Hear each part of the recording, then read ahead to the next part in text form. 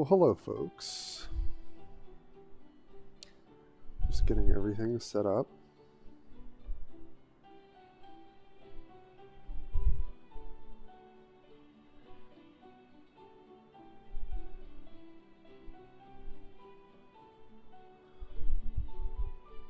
Okay, that's looking good.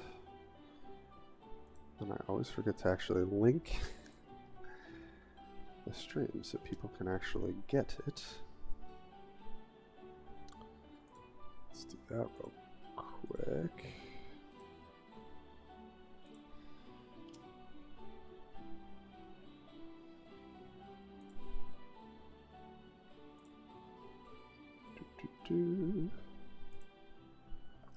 Get that.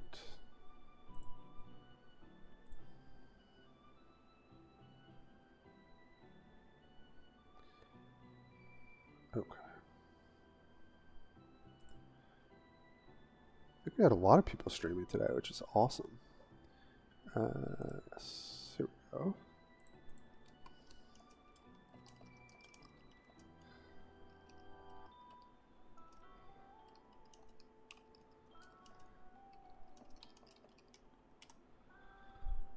Yeah, I actually should have named my stream something different because we're going to do a little chatting, but that's okay. I don't mind. Gotta get back into the swing of actually streaming.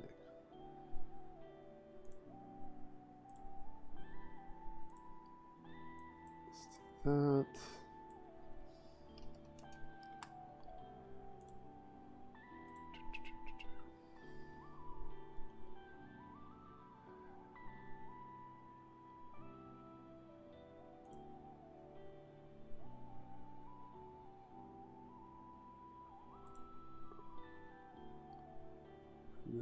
Where is the link? News. There we go.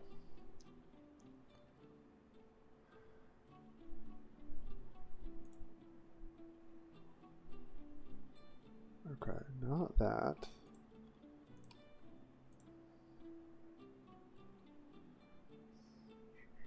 They linked it today. Oh, whoops. Oh, it's just an image. I see. Okay. All right, here we go, folks. Nice. Okay, we should be looking good now. Sweet. All right. Well, for those who have joined here, and I'll definitely just be posting the VODs on good old YouTube, because why not? Chrono's definitely been my big fixation these last couple weeks. I would say for the summer, but really the last 2 weeks I came back to the game because it's an ambitious game by an indie developer. They had to clean up a lot of bugs. They're still doing that, but once that was all kind of settled, I really wanted to get back into it. So, and also the community is really, really good for the game. So that's really what kind of brought me back. It's just so many nice people making content, supporting people. So it's, and it's a game type that I never played Legends of Runeterra, which is like, this is the love letter too. So I'm just having a ton of fun actually learning, and that's been really cool. So yeah, so I just wanted to do some streaming. Don't mind me eating a little bit.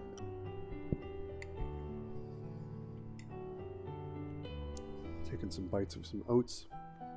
But yeah, also just wanted to, maybe once we get a few more folks, talk about the balance patch coming, which we get a snapshot of, and I'm very interested to see. I think definitely we're going to see some probably positive changes for the meta, but not to get too lost in that. I think I just want to hop into some games. I tried a lot of decks out that I prefer, but they are not meta, and therefore they are struggling. So I really want to play this one particular card that has all these cool like bounce, rewind mechanics, as it's called in this game. But it's hard to play that into a lot of the mid-range decks right now, and even the control decks, because unlike in Magic the Gathering, where there are cards that give things hexproof or indestructible for the turn, which essentially means, you know, trying to blank someone's removal spell. They don't really have that in this game, so it's pretty hard to protect certain cards, and therefore, you know, the advantage kind of goes to the decks that have a lot of tools. So, I think a lot of the balance changes will make that good. All right, let's the other variety of sprouts. I'm still not sure if I'm supposed to keep Wandering Mountain, to be frank. We don't have a lot of discard. Redactionist is better later. I almost always want my 2 and 3. This is good into like a grindy game, though. So I'm going to try keeping it. I actually have not tried that yet. Kind of reminds me of like Death's Shadow, right? Like, instead of losing life, this is units in the graveyard. Alright, we got another one. We did get our 3-drop, which is good. I think this start is always fine. Kind of like to play this route guy once we have the Aardvark that like buffs all our sprouts. Probably play as 1/1. Question is, do I offer the trade? I think so. The other option is to not, but I think I'm happy with this trading because I don't really have the money for this yet. Yeah.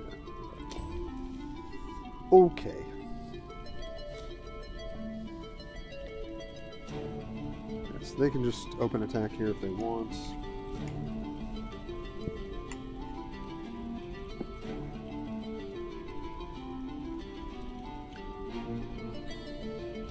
Makes sense.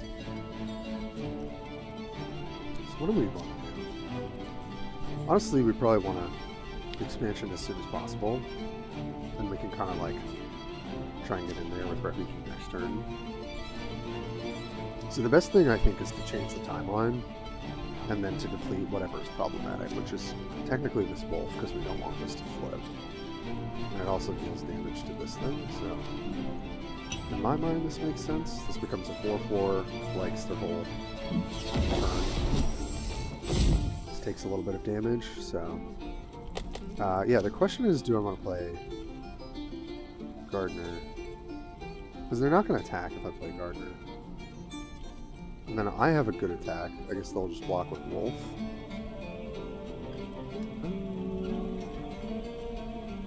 Or I could just bank. I'm going to bank the energy. Okay. We really just want to build up our board here. So we could go Sapling into Apprentice. But Sapling's going to get killed pretty easily. Could open attack and then play Refugee.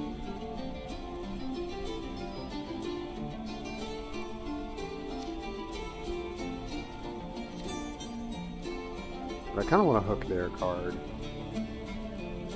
Let's see how this goes. Still definitely just trying to get the hang of like how combat works and, you know, am I doing that right? With the shared turns. I think this is my attack. Let's see what they do. Come on, Gut Sprout. I know. Okay. Yeah. Mulch. That is fair.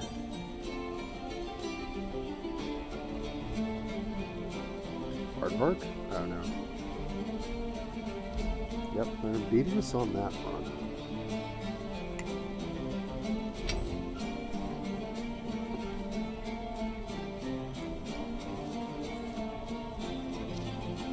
Do a Paradox Plague, which wipes their whole board. Yeah, this makes sense. So I just want to think about what I'm doing. I'm slamming either Expansion or Plague. Plague pretty much will clean up everything.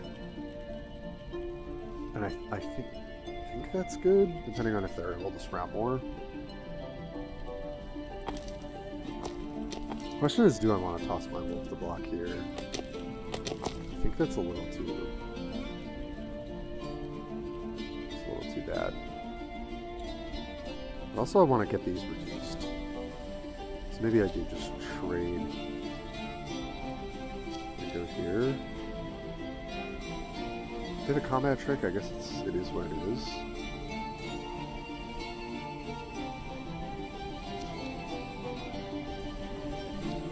Yeah, sure.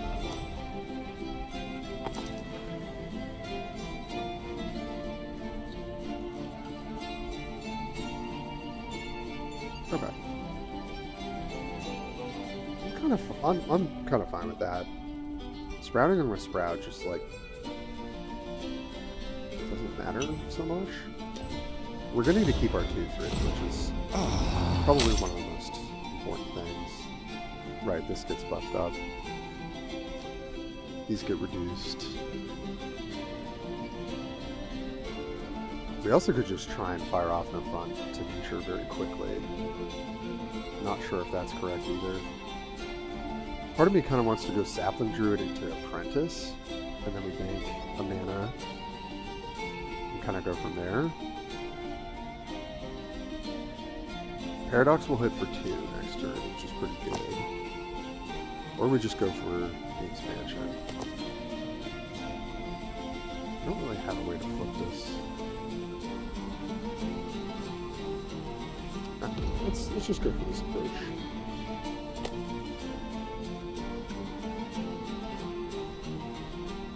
Is this aardvark? If they have it, they have it. Yeah. So they do.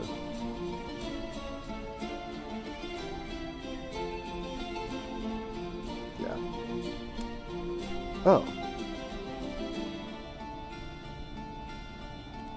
Yeah, I mean that's annoying, but it doesn't do a whole lot. Sure. Kind of using removal in like a interesting way. Yeah, so they get to transform, which is like kind of whatever. This card got nerfed, so now this transform doesn't really matter. This card transforming, however, is really nice.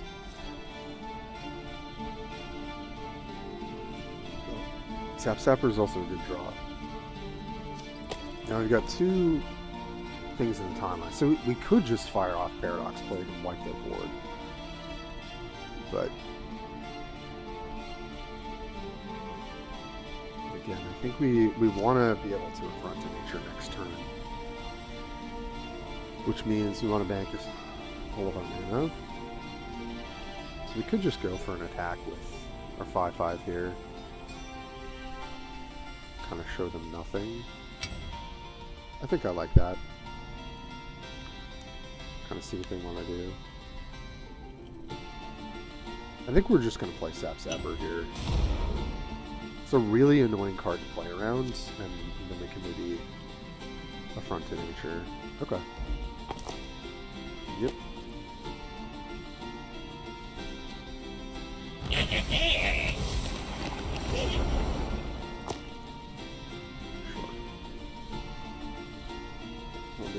So we'll see what they go for. I think we're just going to go for this.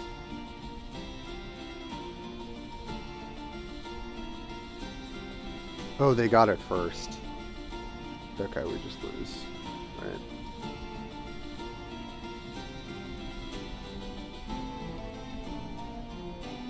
Okay, we're not dead. Yep. Alright, so that's something I gotta think about in these matchups. I think everyone is winning this card now. So I can make 2 tokens and do this. And it kind of just resets the board. Right? Paradox doesn't really do that here.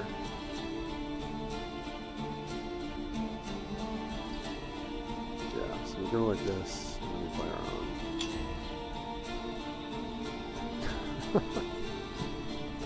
It's kind of what the meta is right now. It's like a lot of Sprout mirror matches and things like that. I guess it's better that we got to a front afterwards, especially playing our card.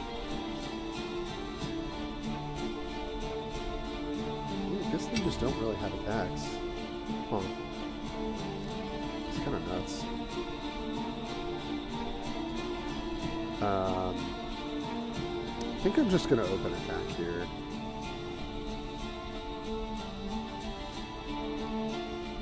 Question is, I don't think I'm attacking here though.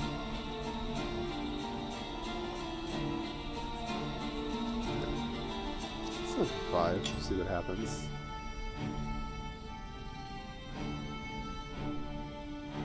The relevant thing is if they try to keep going wide. Okay. Wow. So I guess because we did it second attack, it's really we had the Sap Zapper. That was... Jeez. I mean, to be honest, I probably would craft another, but it's going to get nerfed. So, don't think that's quite worth it.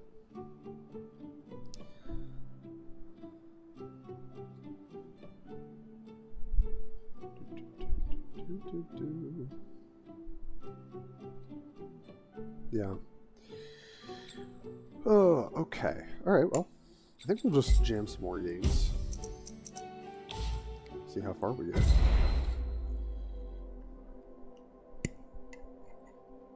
So that's definitely learned something there, which is going into those sorts of matchups, having Sap Zapper prior to the Flourish turn makes it really awkward for them. Or it makes it awkward. It's not game winning. Obviously, I had the response, but... And I wonder if that deck is better than Ghastly, because Ghastly is pretty hard to set up in the mirror match. And they also get the other Surge card. So maybe we'll switch to DJ's build at some point. And the Mountains didn't seem that great in the opening hand. I guess it didn't really matter. Yeah, this is, I assume, like a similar deck. Zeppelin Dryon on 2 is pretty lackluster. It's not bad. Like, awful. Got Pressure Spike. Got Sprout. We know that they've got the Sap Zapper.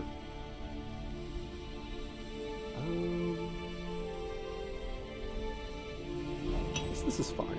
Okay. I was gonna say Paradox Plague is very good in this matchup.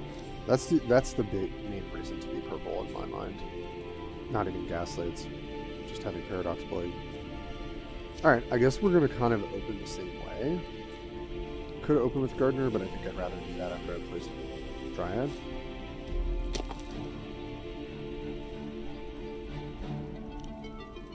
The question is, do I want to trade here? It could just go right into the hook. Kind of doesn't do that much, though.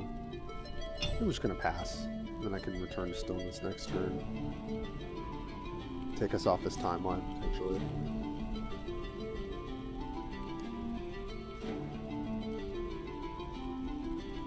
Smart. Sprout's an interesting... or Bloom's an interesting draw.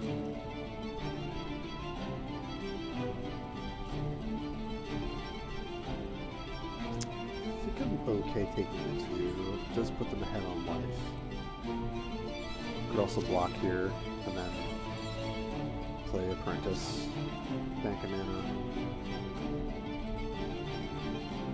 Could Bloom, and that kind of gives us like a little bit of advantage. Depends on what their 2-drop is, but I think I'll take the block.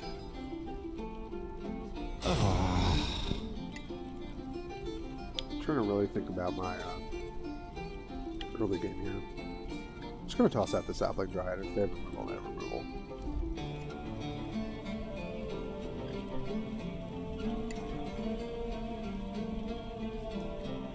Yeah, looks like it.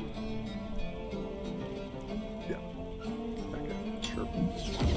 That's another reason having Face Tide is nice. Backhand is a great removal spell. But I'm kind of happy to force it earlier. Chrono Synthesis, not a great draw. Kind of only have this to do. Or we could have just banked all 3. That actually might have been better.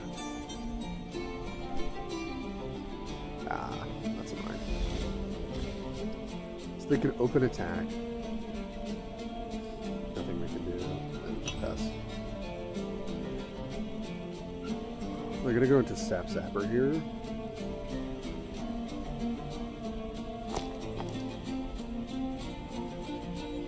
Yeah, this is gonna be rough. Not a great start for us.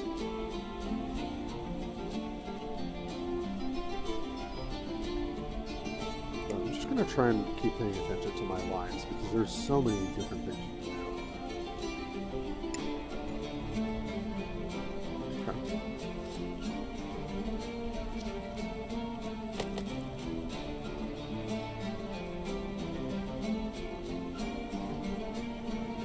Open attack is probably just the move here. Passing.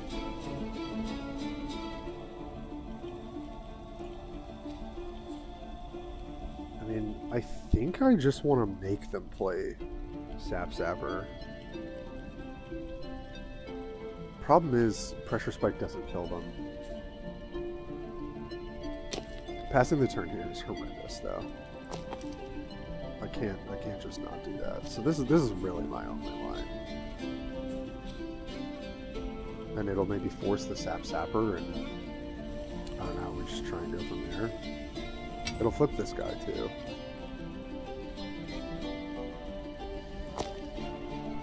Also, we need this route because of Chronosynthesis. Imagine they'll play Sap Zapper now. Yeah. Okay. That's fine. Nothing I can really do about that. I guess I could change the timeline and try and get that going for Paradox play.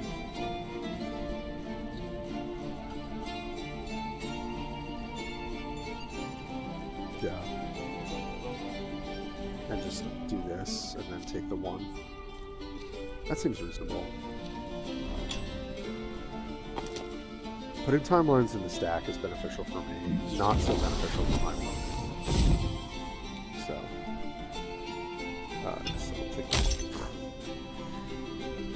do not want to set off a chain reaction here. Okay, well there's the front.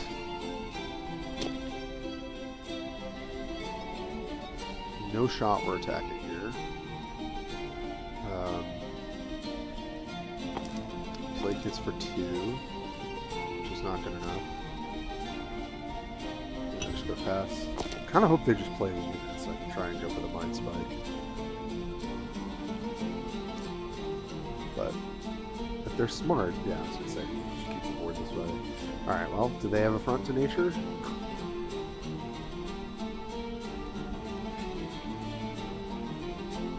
Or the Surge would be good, but I think that them.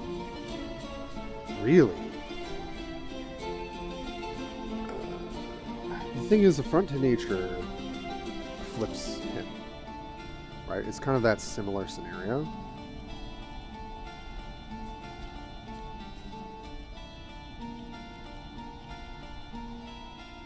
It flips...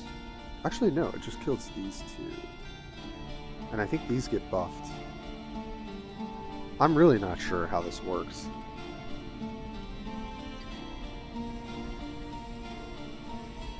Could go for Ghastly. That flips it.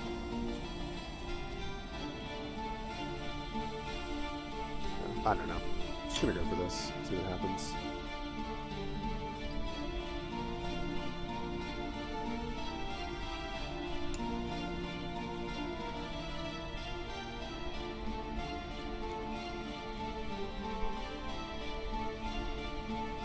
Okay. Interesting. Running the immediate heal card.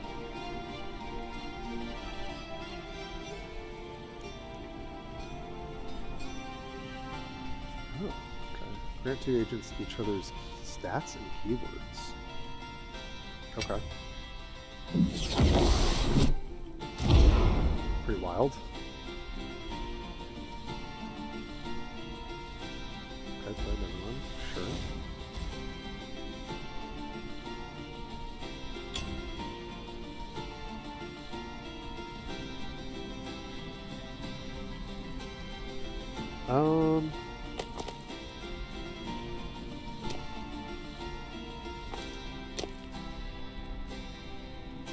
not taking Ken. 7 right now. I mean, I think I'm just trading. This also adds a timeline. And I think I just take the 5. I don't really see a reason to swing and flip this. Oh, these are both going to die and that flips. That's really tough. I guess I just have to let it flip. For gasoline.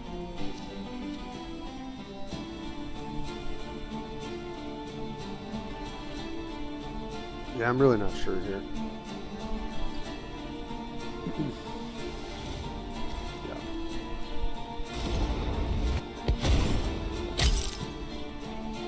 There's 3 timeline stacks.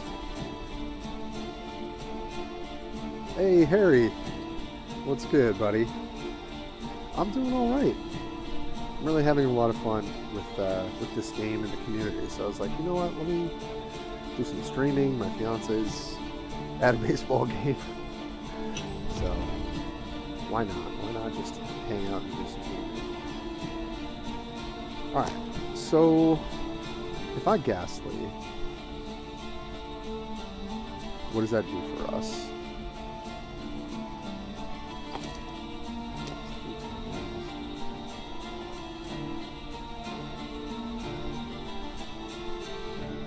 I mean, Ghastly is just like, you know, bonus attack they have to deal with. If they can make 2 more and then deal 4 to the whole board, and then I can try and kill this with Mind Spike. But I can't do it all. So I think instead, I'm just gonna do this.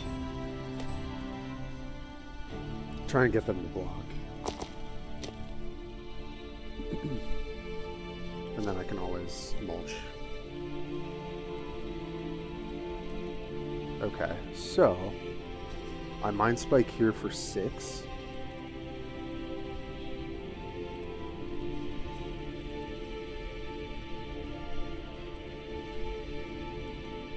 This is currently going to basically blow up the whole board. Let's give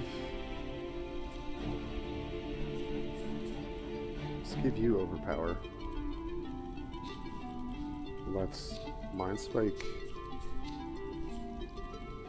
you, and then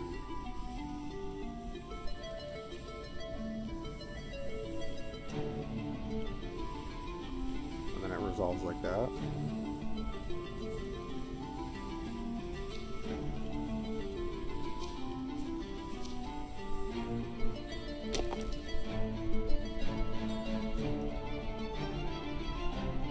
I think I just take this. As much as I want to use like another combat trick, I get pretty blown out. Okay, so they're gonna respond.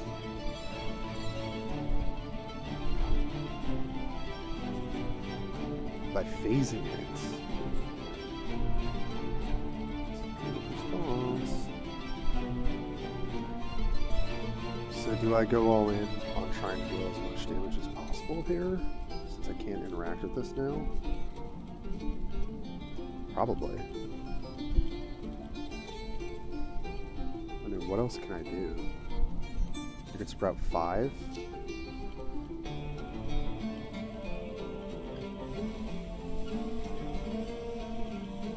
I sprout 4. This doesn't get the block. I think that makes the most sense.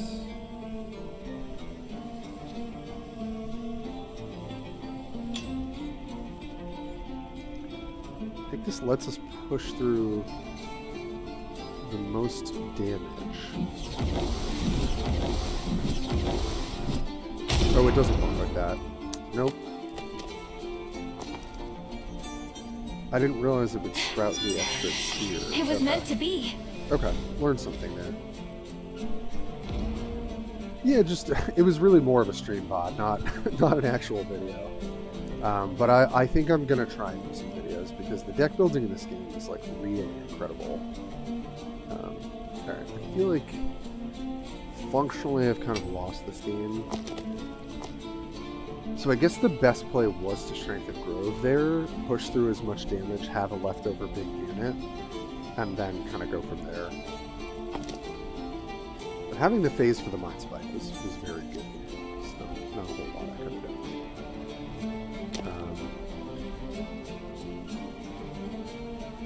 Right, they're offering to pass because they'd like to hook something better.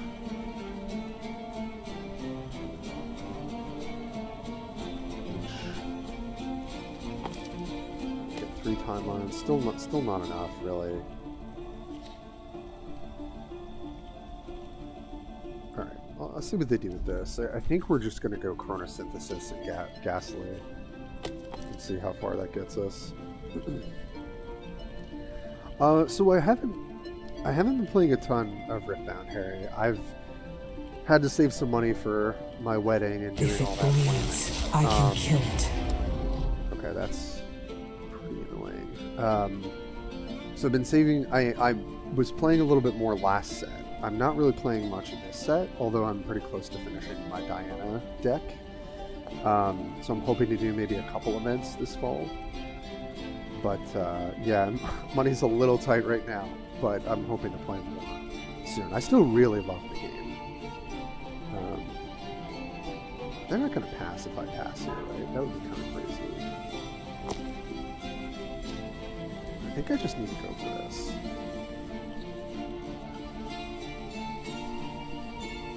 I don't know what else to do, really. So sure, let's hit it. But Riftbound has been great. The new set looks like a lot of fun. I wasn't able to participate in any of the events yet. Opened up a couple packs, got some stuff, which was nice. Yeah, I can't really stop that. Sure. Yeah. Trying to think of how we win this game now. Really don't think we can. Again? Really?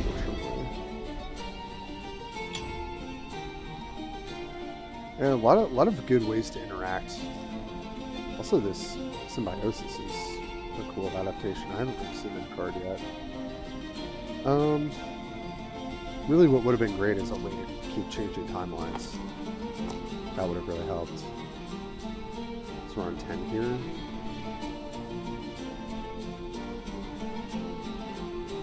Ghastly doesn't even really do anything, unfortunately. So I guess we just try and sprout up, and then maybe like League at some point. I have no. What's my other line? I could go like Sapling Druid expansion, and try and save Sapling Druid on the hook. Sure. This guy is huge.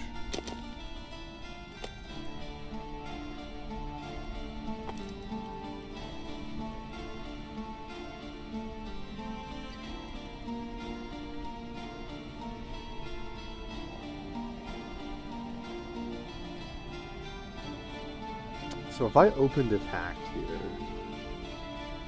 or if I Ghastly here, does it do anything? No, because they respond by making the tokens log and pretty much block the board. So I think we could just do this. Just try and build the biggest board I possibly can. This being out of range of Mind Spike is just so tough. Do I miss Warforge? Oh my god, of course, dude. I miss like any Warhammer card game. Like I've of course gotten so much more into the books, and so I'm like, God, I would love to just play with stuff that I'm reading about. You know? And there's just no, there's nothing to do, sadly. Gonna fight there. Yeah, keep it.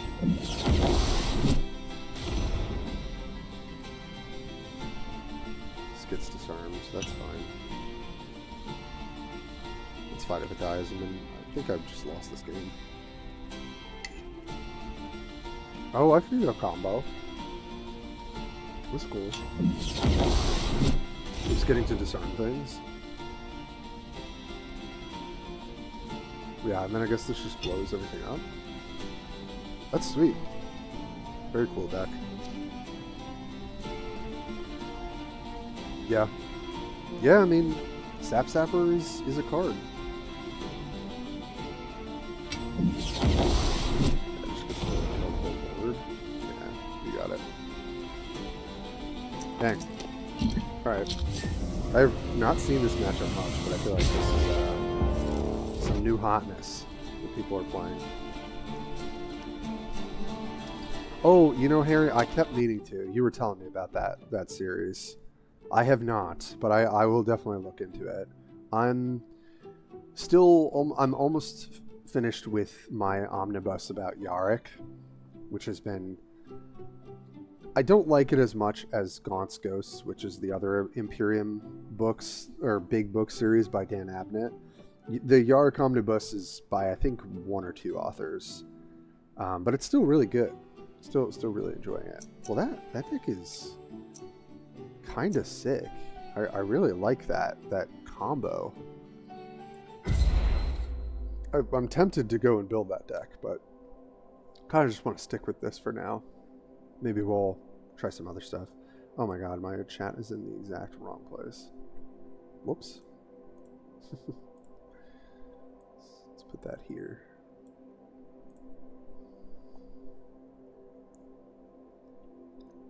But yeah, I'm so glad you're enjoying it. That's awesome. Alright. See if we can do better this time. Honestly, what would be good into this deck is Mountain. So I kind of just want a hard mull and also try and find a 3-drop and pressure a little bit early. Okay. Yeah. Alright. Yeah, this is probably our turn 3. So yeah, let's just open with Astronomer. They're going to put a timeline on the stack. I'm going to put a timeline on the stack. That's good. They're probably going to do the same thing and try and like trade before I return to silence. And I think I will take it. And I'll just bank the mana here. Do the same thing. Just see if I can play this a little more effectively. Ghastly just like doesn't really do it though in this matchup, I'm gonna say. So depending on how much removal they have, going wide with Aardvark's not really gonna matter. But it's really our only line. So like delaying it, I could delay it to try and time it for like Ghastly Rush, I guess is the consideration. But then they're just going to start slamming these like 3-drops that are problematic. I could give it like a turn. But I just don't think that does anything.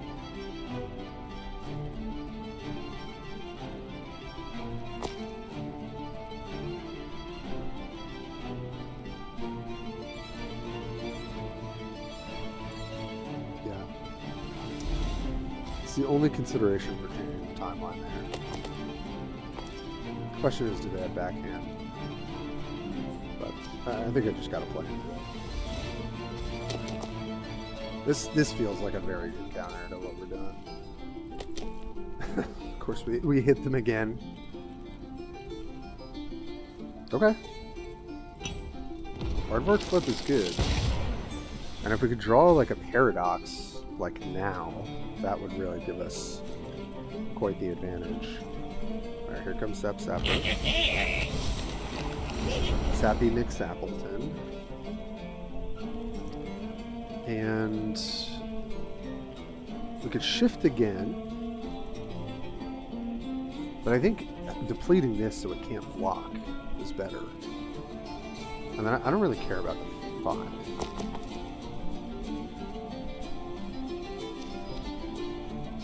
can do this. Telling you, okay. Okay. You've been telling me for a bit, Harry, so I really gotta do that. Definitely, once I get my first couple paychecks under my belt for my going back to work plan. See if I can find it. What is this? Oh. Yeah. Man, these throwdowns are actually so brutal. Yeah, I mean, there's nothing I can do. Again? Yeah, I need, like, Paradox yesterday. It's kind of just over now. Oh, man. Yeah, I'll definitely just take this 5.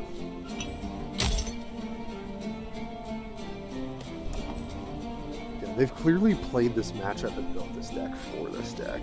So I don't really think I have a great chance here. The best chance is just to try and pound in with Wandering Mountain. So we'll not give up yet. Certainly should not give up yet. If everything dies, they go down to 2.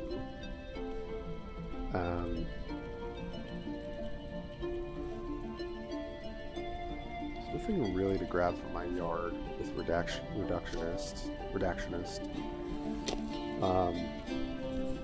I mean, Ghastly just puts more bodies in the yard. And then I guess reduces this. So I guess that's what we're doing. And it'll clone the aardvark if they don't have a response. Probably doesn't matter. I think everything dies too. Sap Temper.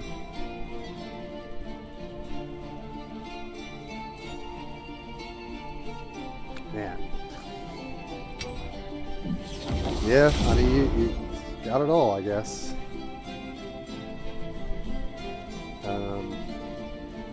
Alright, we're not dead. We're not really alive either here. No, open attack. Good.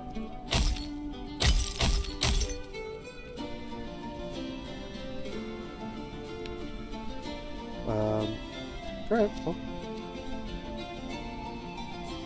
The mountains.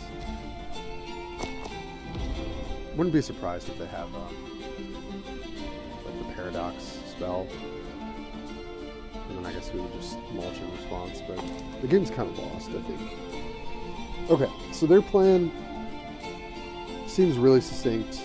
Your sins are heavy. My fists are heavy. Yeah, I mean, I like what they're doing. This is a very, very well-tuned deck. Oh, nice. Bill started playing. Yeah. Tons of streamers.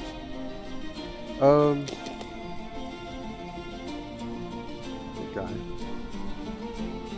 I mean, we could sprout the heck out of this thing. That's very interesting.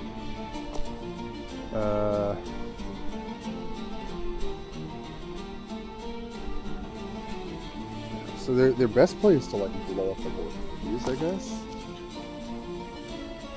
So it's either play this and hold up mulch, or play another mountain. And I think the best play is just the mountains. This dies. 5 timelines on the timeline stack.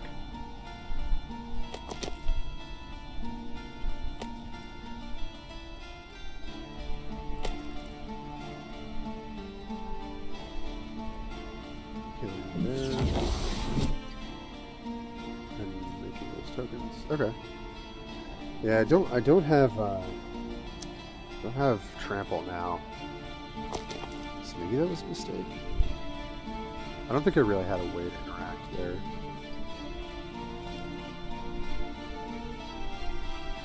I don't think I want to play this into something.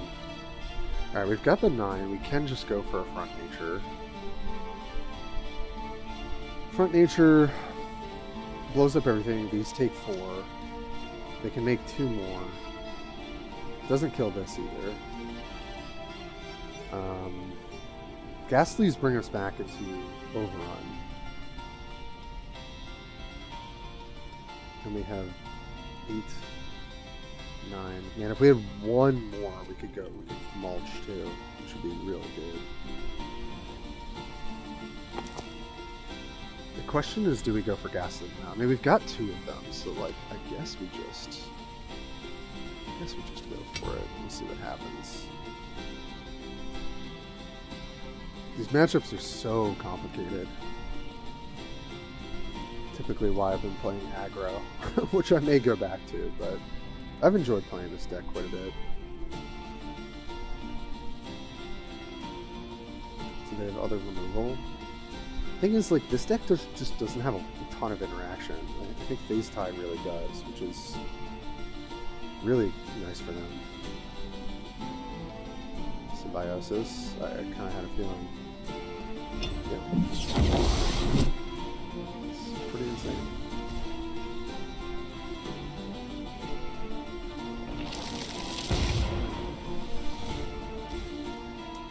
So I think we'll just sprout the one with the lifelinker blocks. Yeah, that makes the most sense to me. Essentially, the attack is completely blanked. But like, what can I do? And because I don't have paradox, like chipping away damage here doesn't matter. So yeah, let's spread it.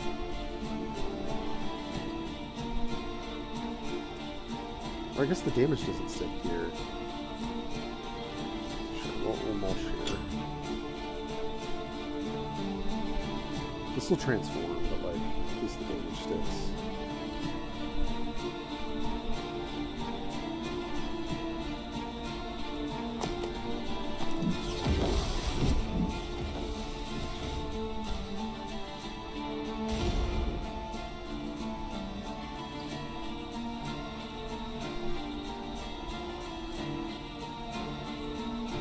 Oh, this has rejuvenate. Oh, because it's the same card.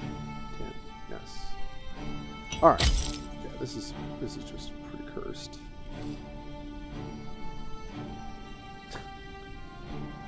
Right, and they both because they both have that. Yeah. Okay.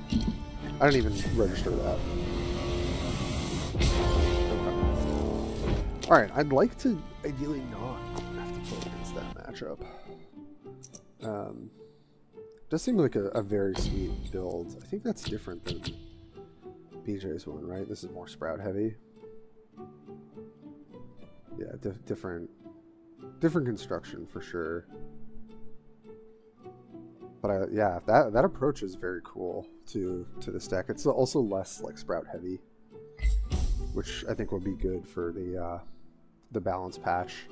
You know what, why don't we take a break for a second and look at that. Let me see if I can bring that up for you guys. Kind of think about what, where do I have it? Discord. Yeah, so if I can add source. Yeah, here we go. Window capture. Let's do new source. Let's do, here we go. Nice. Okay, let's make this a little smaller. Oh, stop. Okay. So what do we got? Okay. Yeah, so this is looking pretty good. Okay, Mountain's getting nerfed, which makes sense. This card has just been a menace in the format. Druid, I'm kind of surprised by. Although I think it sees a lot of play. It's pretty hard to, like, run away with this card. Even in the optimal setup. Aardvark is insane. I think that makes a lot of sense. Yeah, this guy, be interested to see. Just such a linchpin for all the Singularity decks. This guy's super lame to play against. Still kind of not that great, though, in the current meta, but interesting. Don't really understand this disarm card. I haven't experienced this. I haven't seen this card once in my entirety of playing this game, so not sure what's going on there. This bleed card is pretty annoying. Pretty good for the bleed decks, I guess. This angel guy, I've only seen one deck with it, but I guess it's so degenerate that it's like infinite healing, I think, basically. Something along those lines. So, kind of makes sense why you might get rid of it. Reworks are interesting. So this card is basically like I think what does he do again? He immortalizes. What's that little bug guy? 3-drop? Is that right? 2-drop. Right. Scattered helpers. Allies have, when they die, allies with the same name as me flourish, and then immortalize. I see 3+ with the same name as others. Yeah, I've seen people try and make this work. It's interesting because it's like a huge body with the 4 health. That's interesting. So that's getting a rework. The 1-drop is getting a rework. Okay. This card's also I'm glad I didn't craft this because I would like to see what the rework is. Fuzzy, what's his face? I think pretty underplayed. And now they might have a better sense of how to use him in some of the spell-based decks. So that's kind of cool that they're doing that. This Crystal Gem guy is interesting. He's seen more play. So I'm curious what they want to rework about him. And then this 3-1 Blitz, I was actually just like kind of testing this card earlier. Yeah, it's right here. You guys see this on my screen? I can't, because this is too big. There we go. Yeah, that way we can see the cards as we're talking about them. Yes, Student of the Blade.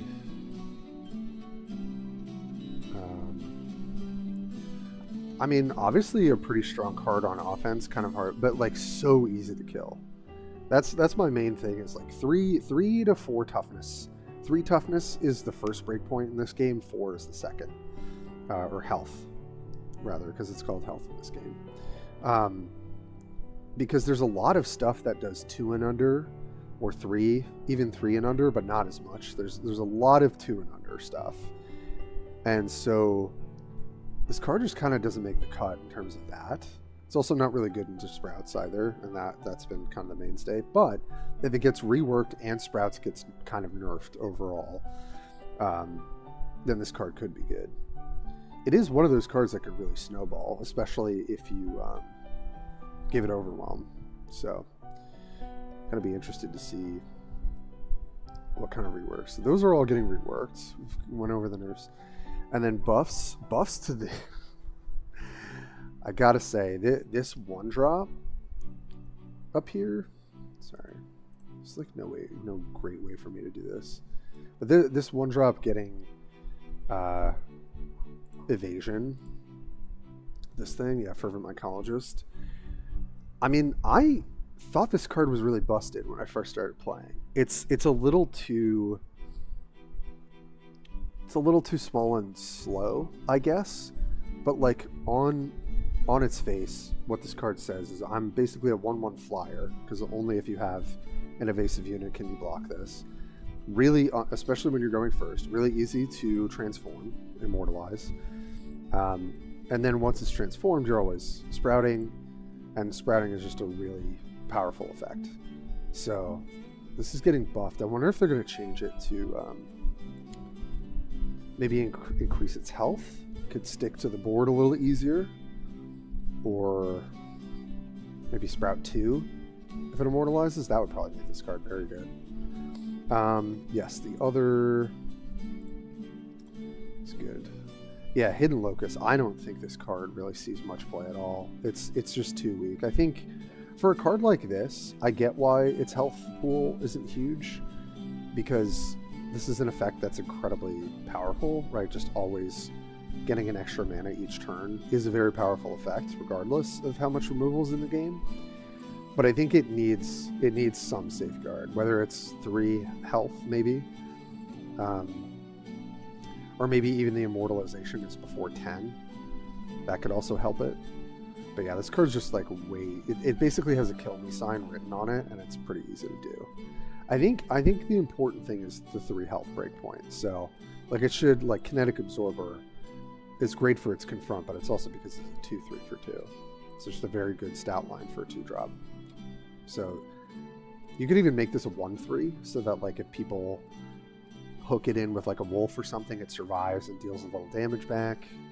I think probably just buffing the stats would make sense. That Hammersmith guy, I don't think I even have, do I? Oh, I do. Steel Engineer, what do you even do? Reduce damage to you or allies would deal to your core by 1. Wait, reduce damage you or allies would deal to your core by 1. When you reduce damage this way, deal 1 to the enemy core. Prevented damage, reduce damage by 2. I mean, cool effect. Yeah, probably the stats. I mean, it's also the meta is kind of not conducive to a... This effect is pretty powerful, though. I wonder if people just haven't played with this that much. Okay, so that's getting buffed. Interesting. Sunshot guy is getting buffed, which, honestly, I was going to say, this card, I think, already has some pretty cool homes and pretty cool combos. So I'd be sun-shocked if this card doesn't see play after a buff as well.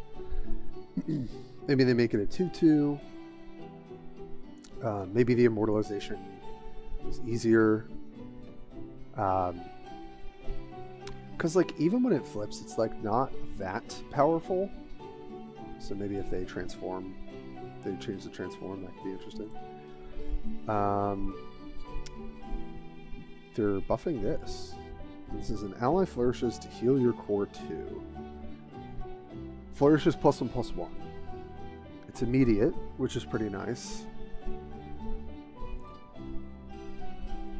I wonder what they would change about this card. It's really only a combo piece in this sort of like heal damage, like siphon deck, so it is very narrow. So maybe they'll make it more applicable.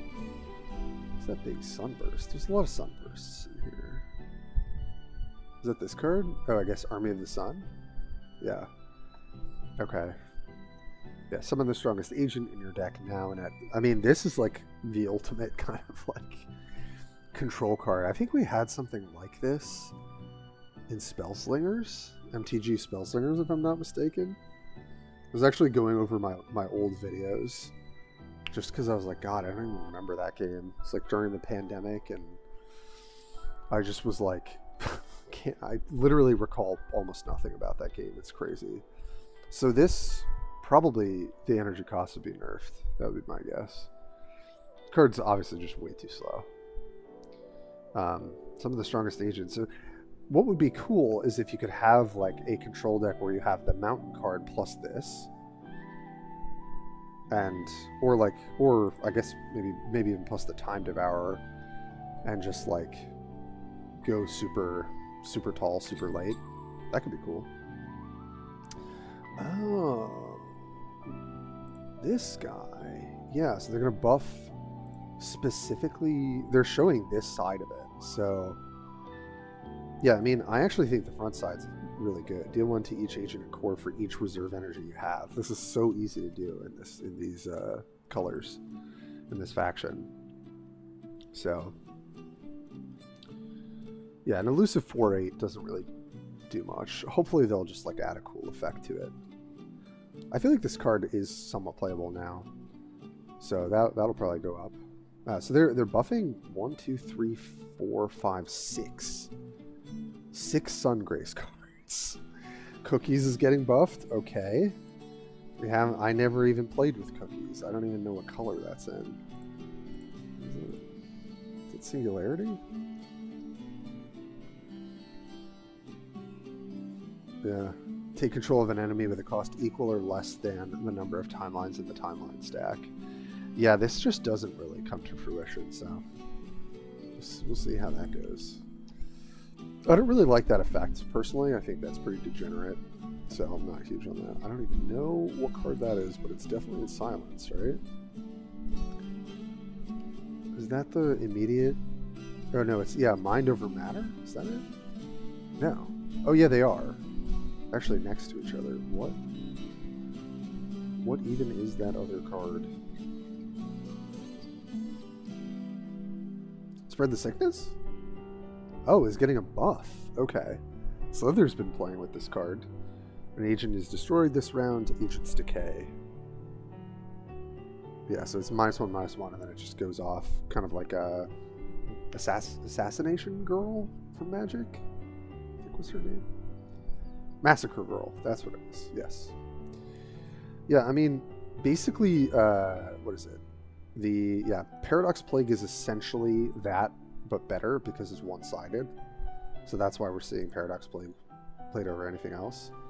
But yeah, if they make this cheaper, if they put it to like fast even, because slow is pretty rough, but doing this like on your opponent's combat step or something, that could be quite good. And then they're buffing this card too, which literally no one plays. Yeah, Voice of Sky is active. It's immediate. You get to deplete and then refresh an agent. Deplete refresh mechanics, I think, were pretty good at one point in the alpha, but I don't think have been that good in beta. I have seen people running, you know, like the rocker, which has been like repeatedly nerfed because it is pretty degenerate sometimes. But yeah, it'd be fun if Silence could get a little bit more of its identity back with that. Changing the Blood Shard, which is made by one of the cards I don't have. This card, okay, so they're buffing this. Interesting. I wonder if it's like they'll give it +2/+0.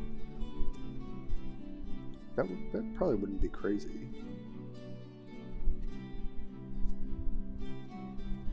Okay. Could be good. Could be good. And then, oh, they're buffing one of my favorite cards I've been playing with quite a bit lately. As a diver experimentation, Brutal Reveler. This card kind of like, the reason I like it in the red aggro decks is it just means you don't really have to run Blood Bolt. Blood Bolt is like not a terribly efficient card. You have to be at 15 for it to be 3 for 3 on a fast spell. There's like just better removal that's 1 cost cheaper, which is huge in other colors. But the fact that you can play this, especially if you're in an aggro matchup, it immediately flips and then you've just got like extra Blood Bolts is like very good. So I wonder, it's a little understated, so maybe they'll do that. I'm not sure. And then, oh, the sword card, which no one plays. And then this other card that I've seen played a little bit. Where is the sword card? Is it just sword? No. Nope. It's a 3 cost though, I think. Right? Yes. Balance Blade. Right, then it's an immediate effect. The next time an ally strikes an enemy this round, first grant its strength equal to its target's durability. So this is kind of like slapped onto that 2-drop Blitz card, but you don't get you just get the strength, not the durability. Okay. Interesting. In Phase Tide. Could be like a cool combo piece or something. I don't really see any applications for it right now. And then what's the 6 cost? Yes, this guy I think does have a cost 1 less for each of the 1 true timeline in the timeline stack, and then enter, create another one, and then they flip into evasive cards. I mean, this was pretty cool in a couple combo strategies I saw. Okay, I mean overall it looks fairly promising. Like I think it's targeting some of the more annoying degenerate strategies. Interested to see what the reworks are. And then I think buffing like mostly Sungrace, 1 Lifeblood card, which may be hinting towards where they want their direction to go, to be like a slower build up, rather than just like making boards upon boards upon boards. And then some good, I think, good targets for Silence that are just completely underutilized. Huh, okay. Yeah, I mean, that seems reasonable. Cool. Cool.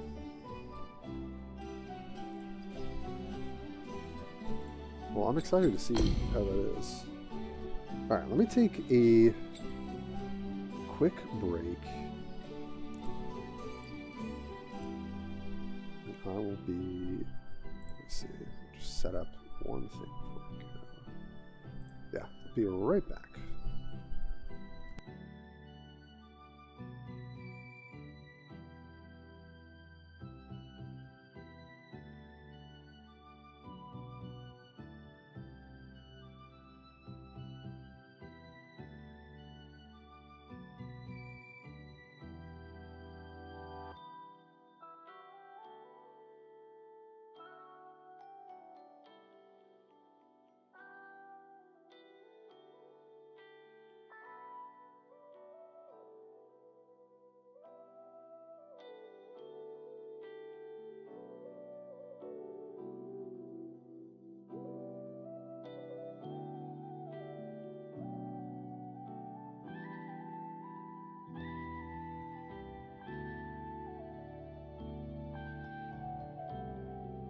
Okay, good to get some water.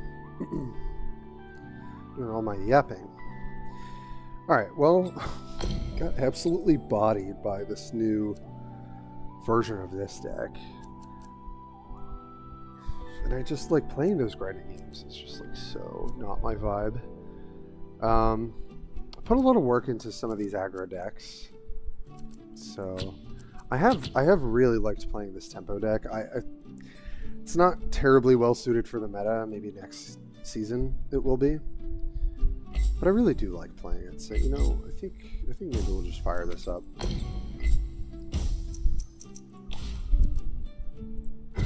Most important thing, I think, is to have fun with the deck that you're playing. The meta right now is pretty solidified and just like pretty degenerate when it comes to like strategies. It's kind of all versions of the same thing. Some people are playing more diverse decks. This looks like PJ's deck, potentially, at least with the divers. Okay, so what are we trying to do? We're trying to play a 1-drop and then maybe go off with Temple Analyst, which starts bouncing stuff and reducing cost. Some very, very cool stuff. This hand is great. We've got the alternate 2-drop if we don't want to play into the removal, so this is pretty ideal hand, I would say. Just want to curve out and then get some advantage from... Also, this card kind of hard counters their follower. So yeah, we're just going to kill this, which is awesome. This thing wants to sit there on the board and grow, but every time you change the timeline, which is this like field effect, basically kind of like Yu-Gi-Oh, it's going to take 1 damage. So this dies immediately, and then I change it to a volcano where we both take damage. And I can also just go for a free attack next turn because they have no blocker. The question is, do we want to play around removal? Backhand is in this color. That's like the answer to Temple Analyst. And because we have Chronicle of the 1, which allows us to choose 1 of 3 cards, which is so sick, we can actually protect it. And we also have an alternate 2-drop. So I'm just going to play this and see what they do.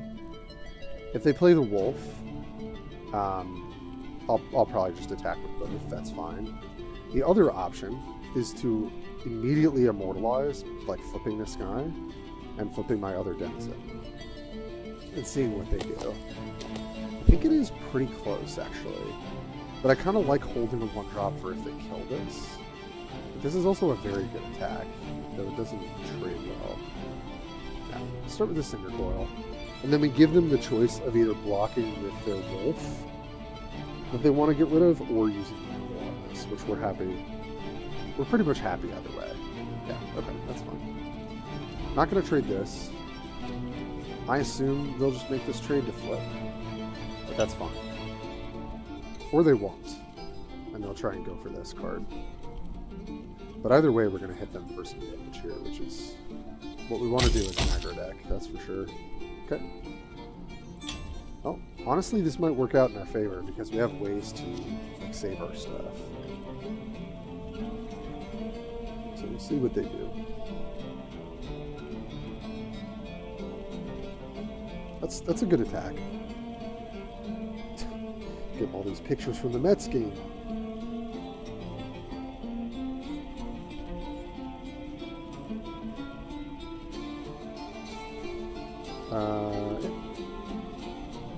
Were they thinking about something here? I don't think I try to save this. I think I go for Temple Analyst here. Or no, I actually can't go for it.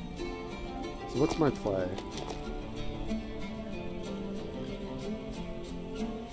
I could rewind this, play it, play Denizen Flames, and call it a turn. I don't think that that's bad. Depends on if they're sprouting or not. I don't have a good bounce target as of now for Holy Cleaner, so actually I think I just take this line. It's not great, but I really don't have anything better to do. And if this forces out some sort of removal, then I think we'll be happy with that.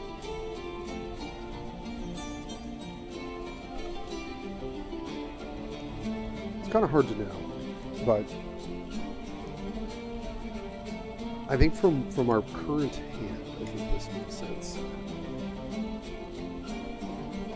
Okay. Yep.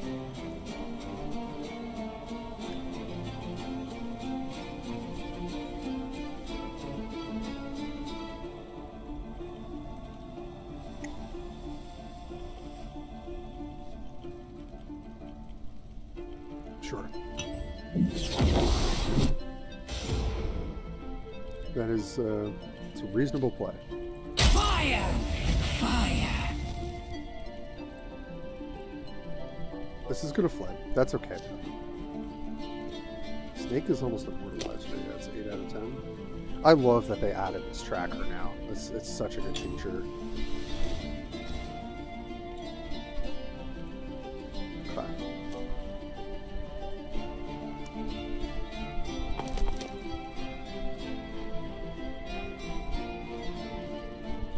Going to an open attack here is not bad. I think that's probably what we do, and then see how they play out the turn. Playing Temple Analyst would be cool here, but it's not actually like the best play, I don't think. When this strikes, it deals 1 to the end of the board, so that's not going to flip, but I guess ordering like this still makes more sense. Let's see what they have. They can hold up rescind authorization, which I think is probably why I'm doing this attack.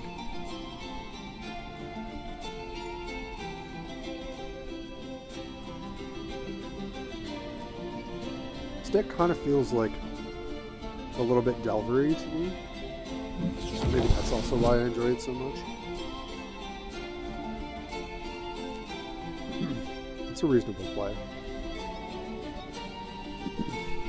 They can't stop this from flipping. The question is, do I want to rescind this? I think the answer is no. As much as I want to save things, I just think that's a pretty huge investment.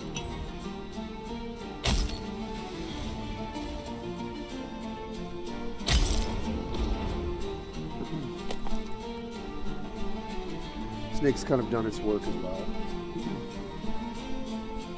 I can wholly cleaner my own snake, which is the weirdest sentence I've said in a while.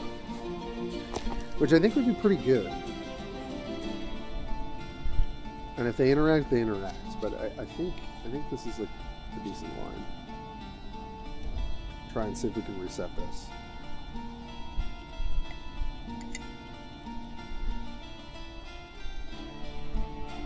And then we're going to try and tidal wave as soon as we can. Got more interaction. Alright. Yep. Okay. I'm at the point now where I probably just slam down the list after combat.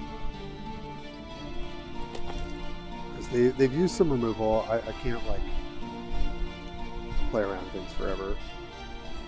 Also, we've got Brutal Reveler coming in soon. They're pretty low. Oh boy.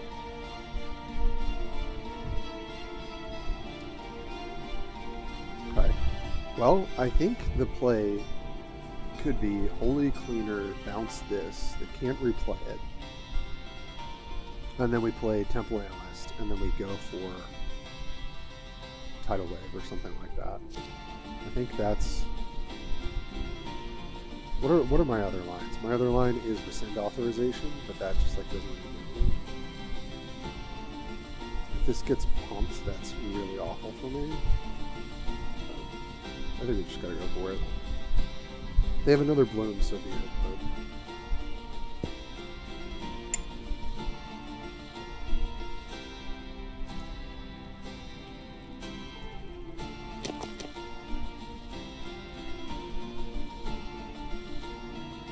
And we played against this color combination the entire time.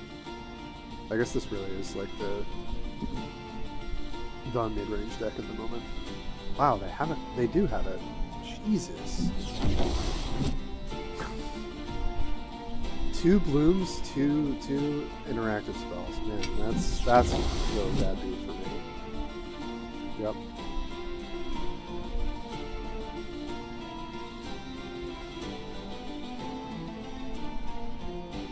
Kill this.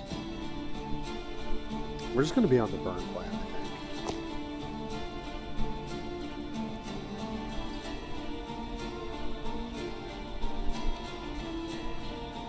Do I care about taking 2 damage? I don't think so.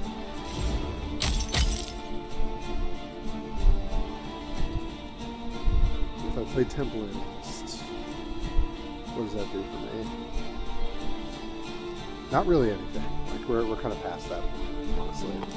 Probably should have just gone for it sooner in this game. We can go Analyst, we can Tidal Wave, but I don't think that does anything for us. I think the best thing we can do is try and engineer a way to burn them out.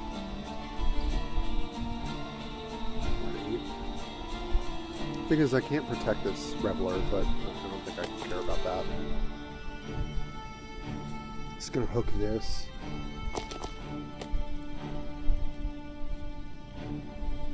Yeah, I just don't have much going for me here, so no real attacks.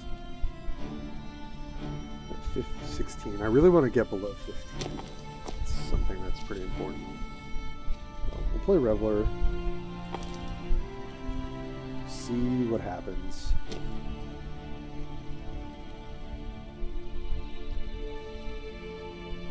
They start going big and wide. It's pretty rough for us.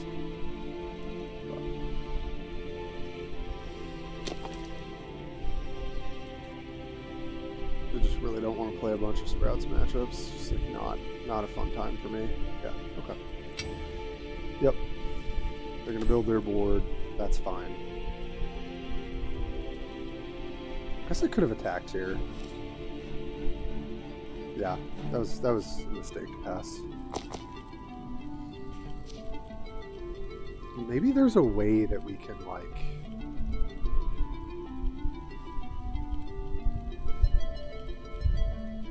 Oh, wow. Okay, they're really going.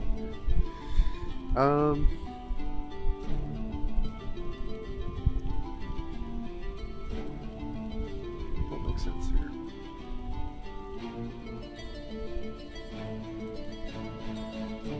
Yeah, this is gonna flip. Unless I rescind it. That doesn't really do anything. Or I could just block here. Take 8.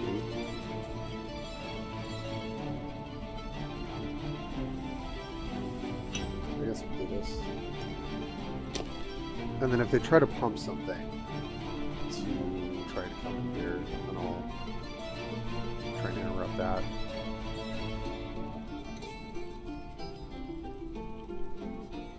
If they could fight this, I guess, or something. I think there is a world we can win this, but it's really growing smaller by the minute.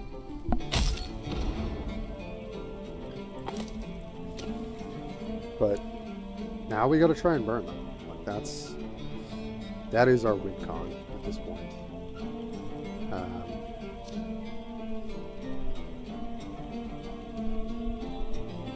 So we've got, this is 4 plus, get another one, right? It's just each time.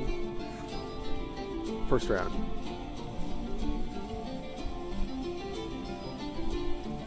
Alright, I'll just start with the Blood Bowl Big Toes in my hand. See what happens.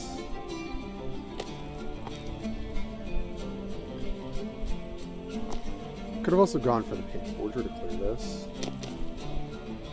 But I kind of want to give them the least amount of information possible.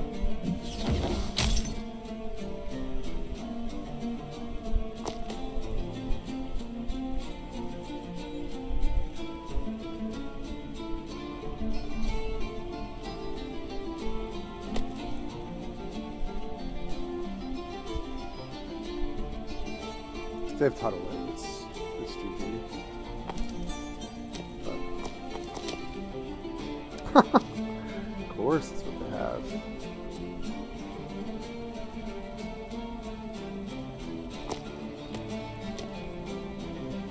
What can I do here?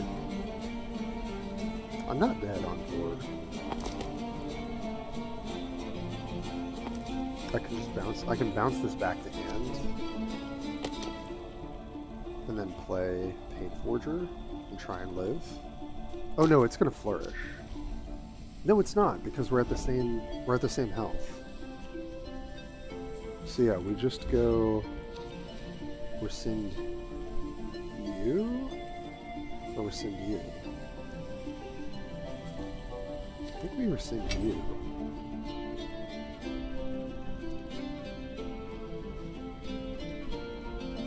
I think that makes sense because I want to be able to block with this. I could be wrong here. So much to think about, frankly. Alright, so they've already used this, right? So if I go Pain Forger, kill this, I go to 6. If they have, like, blue, am I dead?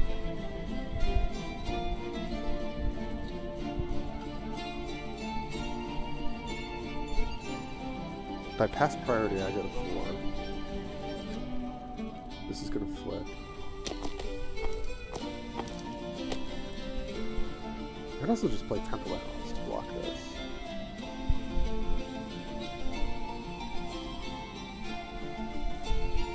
Seriously, how did that get through testing? I think this makes the most sense to me.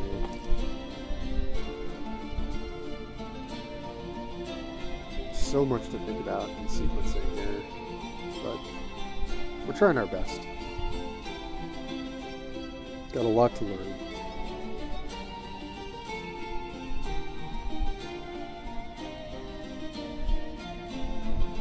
So they send in all the sprouts. This flips, we don't really care.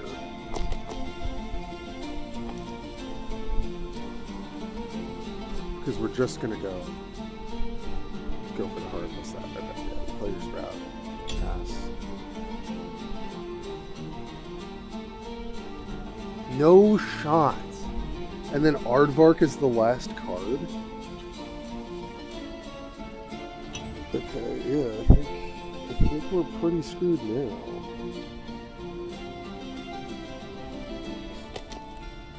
This attacking is very funny.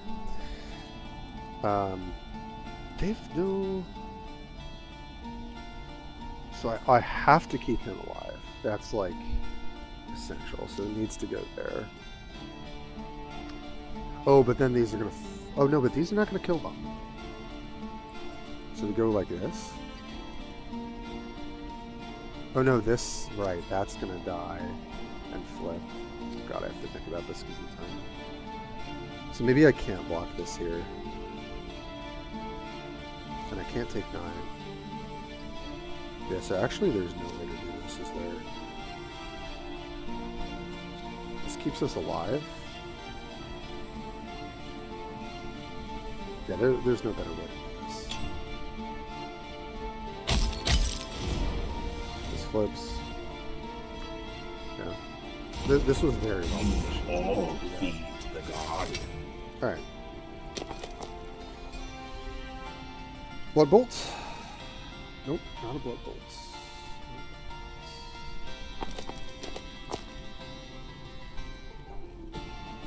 I think I had 1 or 2 in the deck. It was well played by them.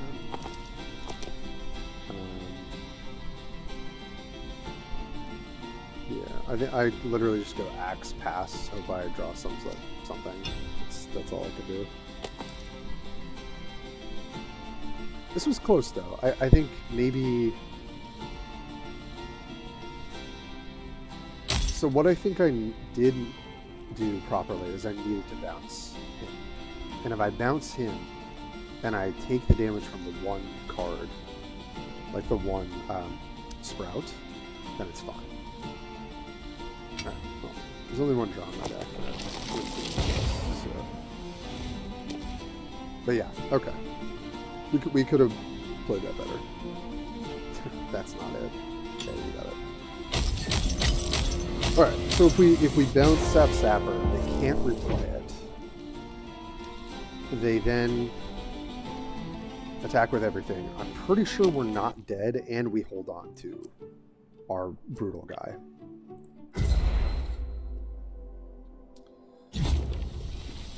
Alright. We're learning. God, I hate if I'm honest, I really don't love playing against the exact same build every single match. But we've got the balance patch coming, so thank God. Alright, so what's our plan? Our best plan is basically to out-aggress them, try and like tidal wave, or burn them down. That's like our best plan. We really need a one-drop though. I don't think I can play around there when we roll too much. Like I think that just gives them way too much time. So I would like a one-drop. You can maybe open with Snake instead of Temple Garden. Okay. Temple Analyst. Oh. And I think it's in this deck, like Zip Control is probably good, but I just don't want to play it. Alright, I don't think we open with Benson. Just open with Acolyte. You can get a slight life advantage because they're not going to block. If they have their 2-drop hook card, it's annoying. But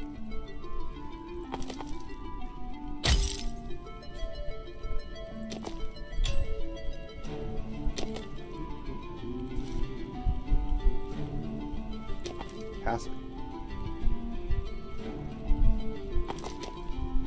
Passing is not bad for us here. Or we change the timeline. Those are kind of like the two options.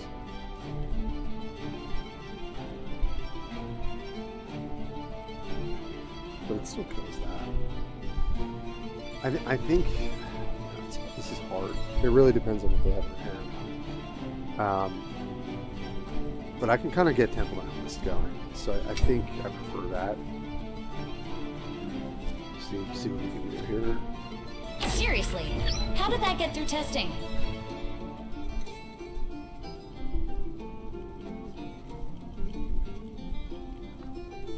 Huh, okay. Go for our attack here. Sweet.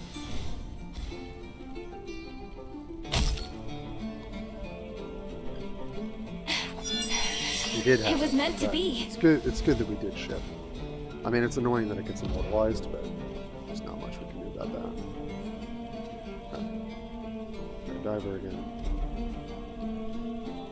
Zelda, first diver. I do love like how much look at the artist, and then they've got all the flavor text on every card. So pretty impressive. So they're gonna slam this next turn, and they're probably gonna just like fight and like try and pull off the board. So how much do I care about playing guys in this? I mean, I'm gonna use my Fire! Fire! no reason not to. The only way I'm winning this game is if I'm like, trying pressure. So here we come, Sapper. Yep. So see what they do. There's nothing to play pre-combat here.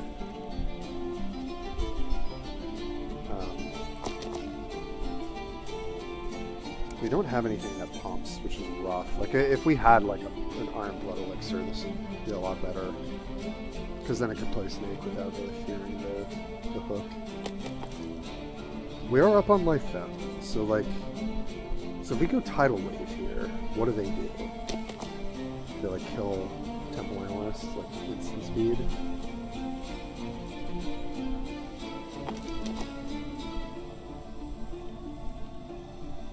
It's either pass or Tidal Wave. I'm gonna go for Tidal Wave. I don't think I can play this matchup scared. Like,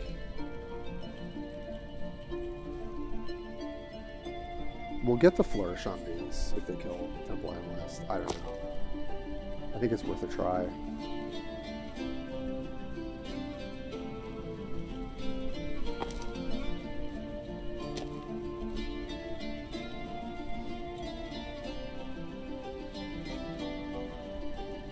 Okay. That's pretty good.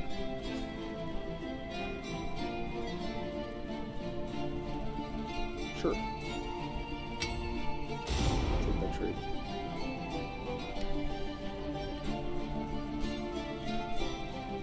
So what they do here is I can't care though. Yep, this is gonna float. It is what it is. But we're this close to getting Temple Analyst to float. And we've gotten more card advantage, so I think it is what it is, you know. I don't think I can play too scared. Got the Iron Blood Elixir. What we kind of need is to go wide here, and we can't really do that to this. So it's a tough one. This card is so bad in these like freaking matchups. I actually just don't think I can really play it. Maybe that's my turn. Just doesn't do anything. Me flipping doesn't do anything. I just put these both in front and do the same thing over and over and over again. But I also can't sit here, so... Does playing Snake do anything for me? I guess, I mean, like, technically, yeah. It's damage. It's gonna die. They could also surge here.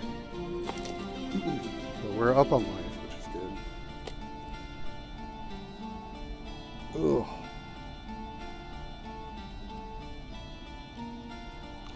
Could play some control decks. It could maybe... Yeah. Yep. Just do that. Blow up the whole board. So everything will take 3 damage, though. That doesn't...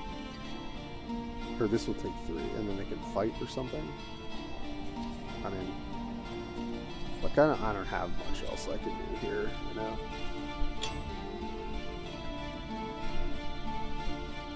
Yeah. Yep. I think this goes back to my hand at least. 1, 2, 3, 4, 5, 6, 7. Oh no, it's gonna die too. Unless I use something pre-combat. Alright, so I'll just accept this thing dying. That's fine. Flips.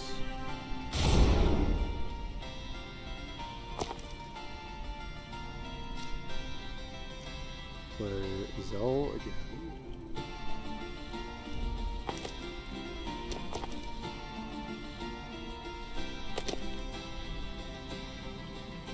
If only I could remove this.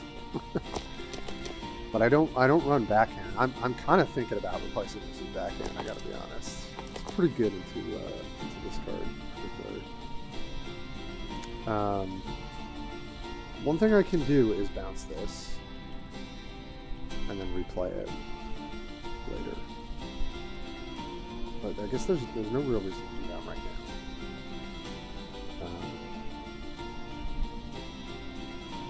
Could play Student of the Blade, but that just literally does nothing. I guess I go for this. See what they do. Let's see if they've got some sort of response here.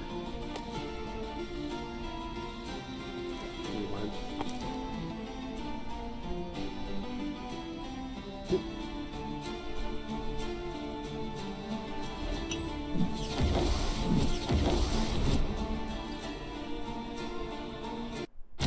All feed the god.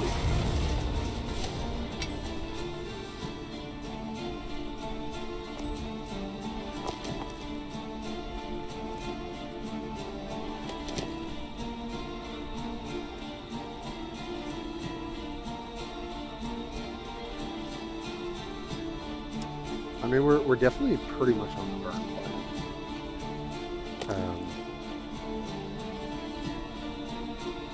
Brutal Reveler is important. But I want to do it on a turn that I can actually deal damage. I just don't have a lot of great options either way. It's just, Magma answers my call.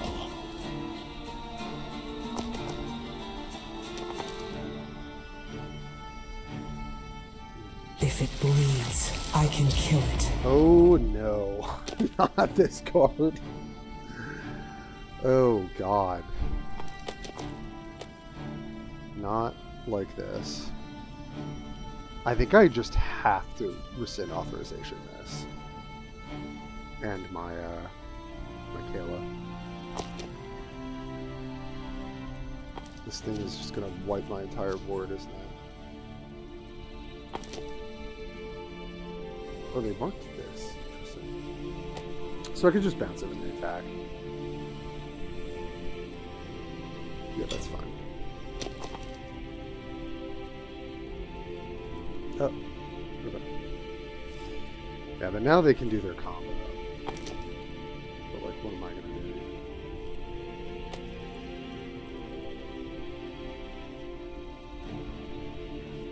Oh, I just have a whole bunch of cards that just don't really help us. If I line everything up, I mean, I have to play out my hands to try and have a shot at, like, landing. Putting fervor on this is pretty good. So these are gonna die though. I made it myself. I think we're screwed either way, but let me try and play this out. So the plan is we're gonna Iron Elixir here, and then as the damage progresses, hope that this things. I don't even know if that's how that works, to be honest. But we're gonna find out.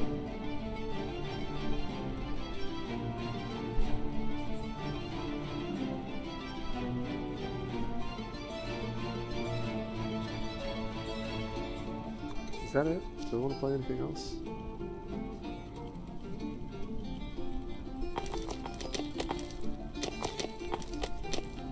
They're going to be able to outvalue us anyway. I don't think there's anything we can do about that. So do I want 7 up? We've got 9. Alright, so yeah, might as well. So this guy doesn't really do anything. I kind of want to get rid of him though in terms of board space.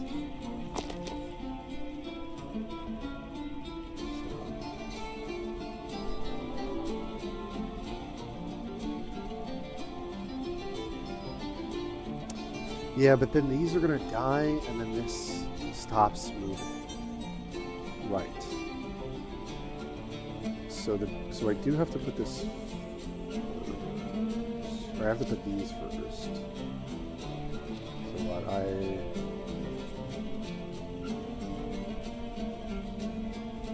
don't think it matters how I do this. These are gonna die anyway. So might as well get some. Value is like including this thing.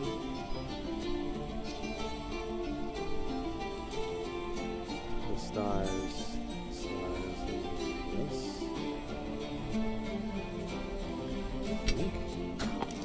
I mean, I think it doesn't matter what I do here, but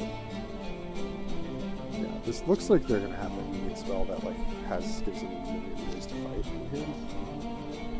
Oh, it's cool.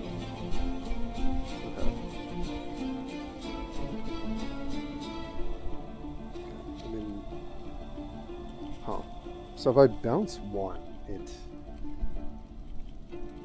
is going to.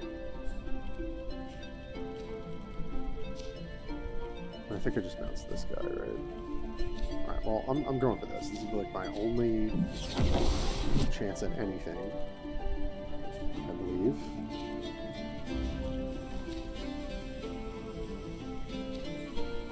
Rewind.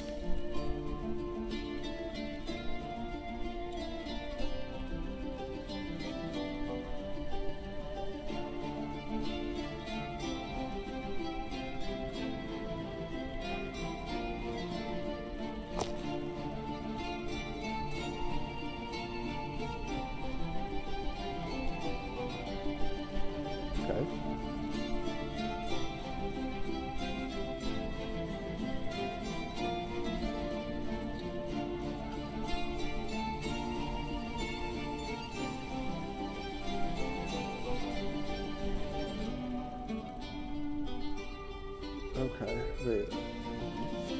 What if they adapt?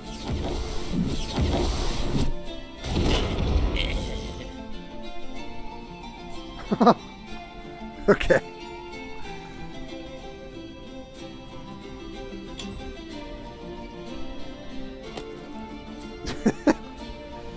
Yeah, I mean, there's nothing I can do. If it bleeds, I can kill it. It's like so doomed.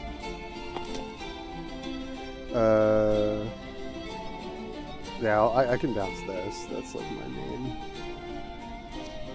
thing. Pack up to nearly 40. Jesus. Why am I torturing myself, you know? Why would I do that? Magma answers my call.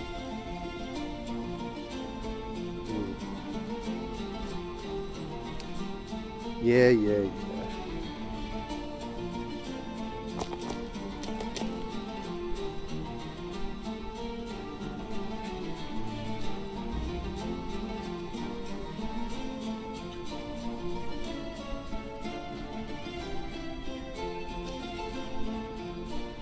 I would like to rewind you.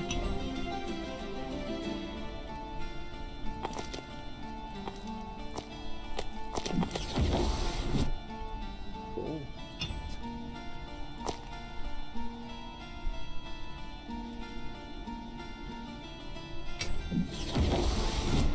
Wow. Boy, is this hard to beat. Jeez. Yeah, this Zealot really does so much for the deck. That's honestly crazy. I mean, I guess the best thing is I can board food in my god. Try and draw a card.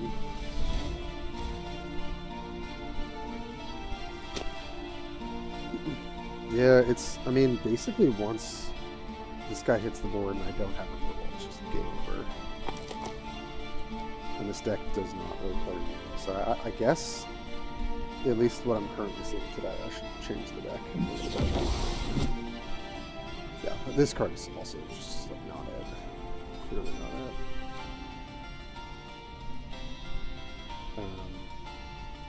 There's no way for me to change the timeline currently. So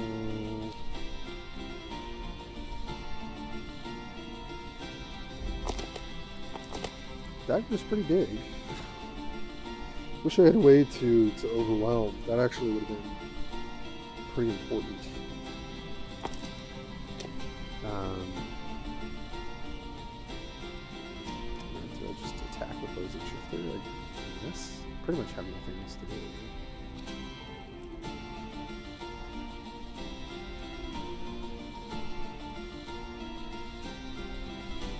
Make 2 more. We can get 4 to both. Yeah, I guess there's no reason not to attack. Yeah. I guess I could bluff like that pump spell here. Kind of a reason to.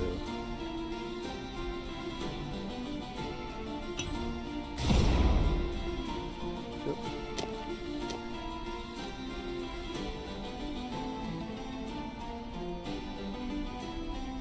Music is a bit loud. Be judged. Sorry, guys. Let me know how that is. Sorry, my settings are always a little weird when I stream. I'm always trying to figure it out. Oh god, what is this? +3 less. Oh, and then they gain infinite life. This is okay. This must be the deck that everyone is actually abusing, because it seems like this is getting an instant nerf. Okay. It's not worth playing out. I do hate that I keep getting beat with the same person. It's a little rough with the lower player base during the beta. Alright. Well, I guess if we want to try and adapt this list, and I'm still happy with the divers. I think that's correct. Squire is doing literally nothing right now. Painforger can still be helpful. Student of the Blade is also doing absolutely nothing. Backhand seems really important right now.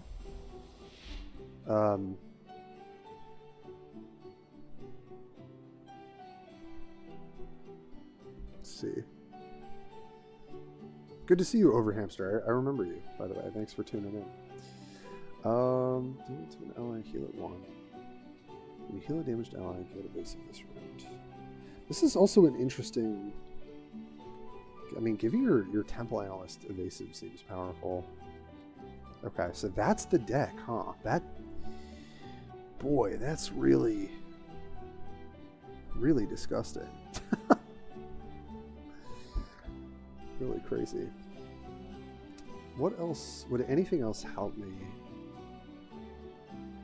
in these matchups? I mean, like, Tidal Wave is like one of the best ways for us, like, just get ahead early in Tidal Wave. I'm trying to think of what else. You could put another combat trick in.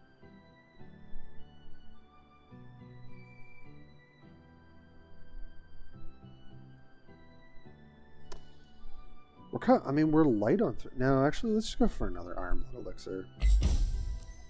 Card's always better than it looks. Alright. Kind of hope for another matchup. That would be good. Yes, so Overhamster. This is very... Oh my god, everyone's playing the same deck. It's a different person playing the same build. Of course, I choose Disc Train, where I think everyone has figured out an extremely degenerate deck, and everyone's playing it for end of season. Alright, well, I probably have to get off aggro, because it's just not gonna do it. I think I'd probably have to go to control or something. Alright, let me focus on my hands. You've got 1-drop, 1-drop, got Channel Vigor, which is not great early.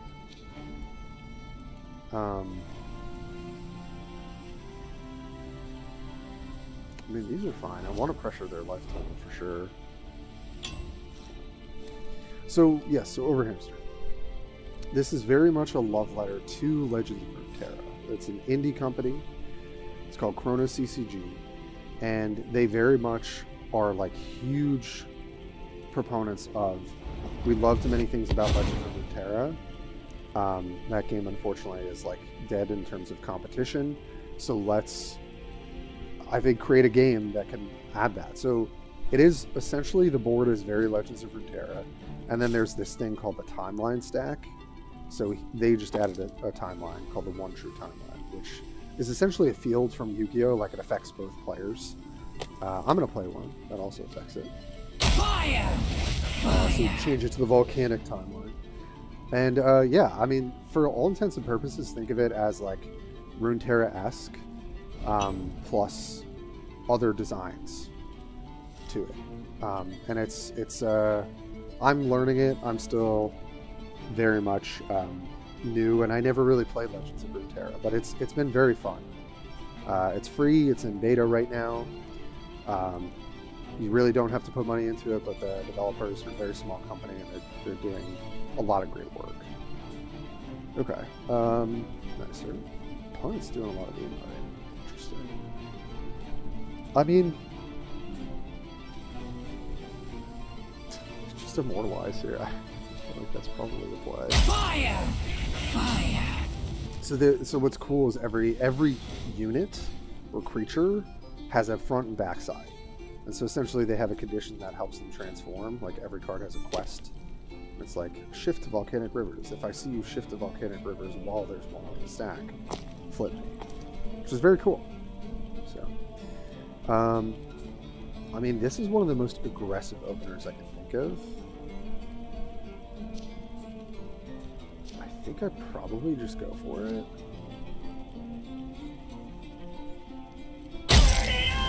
Yeah. Triple 1-drop.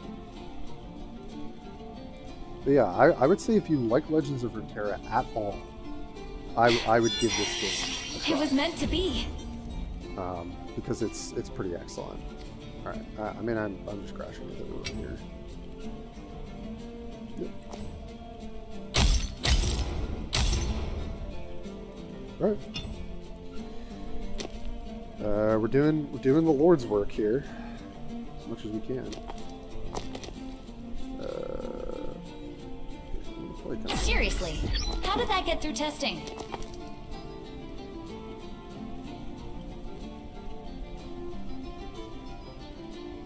Backhand.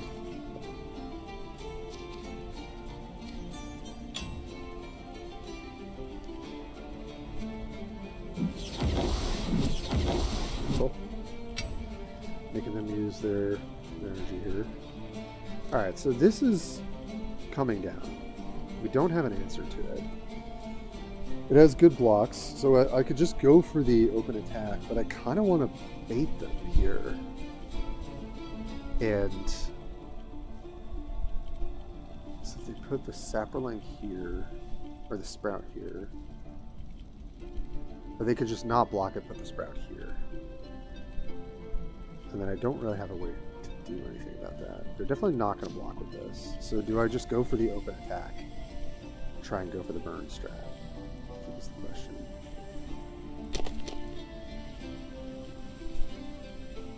Young Cinder Coil is also flipped.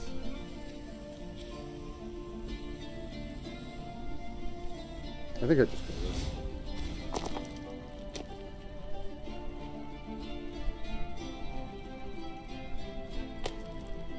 Yeah.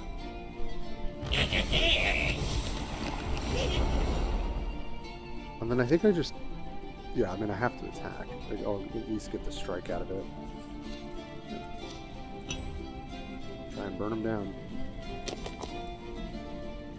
Yep.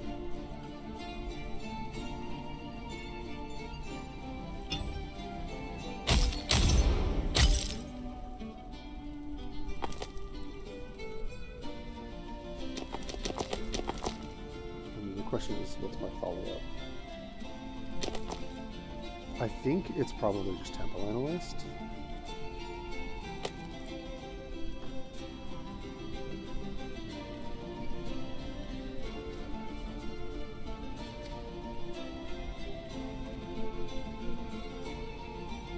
Seriously, how did that get through testing?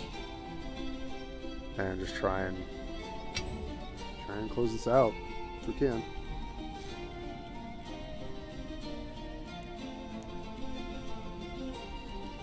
A bowl of hope for every soul. Okay.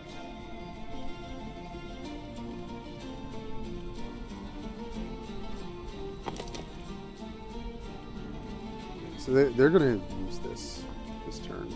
It's like their plan. Okay.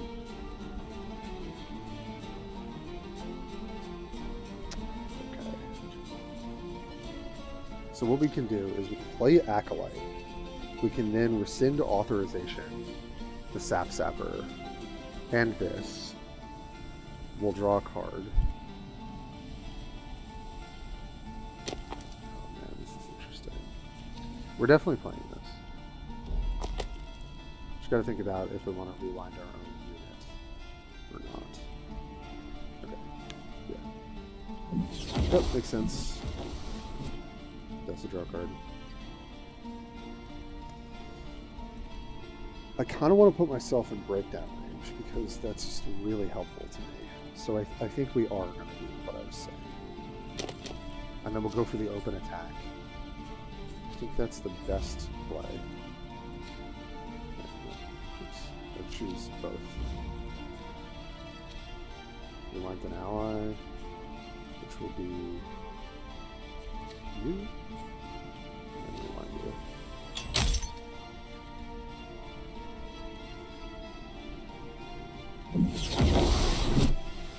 That immortalizes. We draw a card. Pretty relevant right now. Okay. You go to 6. That's also a good draw. It's just guaranteed damage. I don't know if they play the Paradox card. That would be pretty rough if they do, but that's their whole turn. So... Mugshade. Hey, thank you for the follow. Welcome to the stream. Sorry, I have to think so hard. I'm still like really so new to this game. I do want to put myself in breakdown. That much I know. But we can do that post-combat. Most importantly is getting my other snack. So I guess we'll start with that. Yes! We did it! Oh my god. I forgot that I could win at this game. Holy hell. Man, okay, so just because this is going to tickle my brain, I just need to... So this like deck that is getting literally nerfed Monday or something. So it opens with Holder of Instruments, which is my little... I have my little card thing. I always have to do that when I'm streaming because I think it's fun. All right, so it's Holder of Instruments plus Sap Sapper as divers. Oh, this is the other thing, Overhamster. You always always have access to 2 units at the start of the game. They're called divers, which is very cool.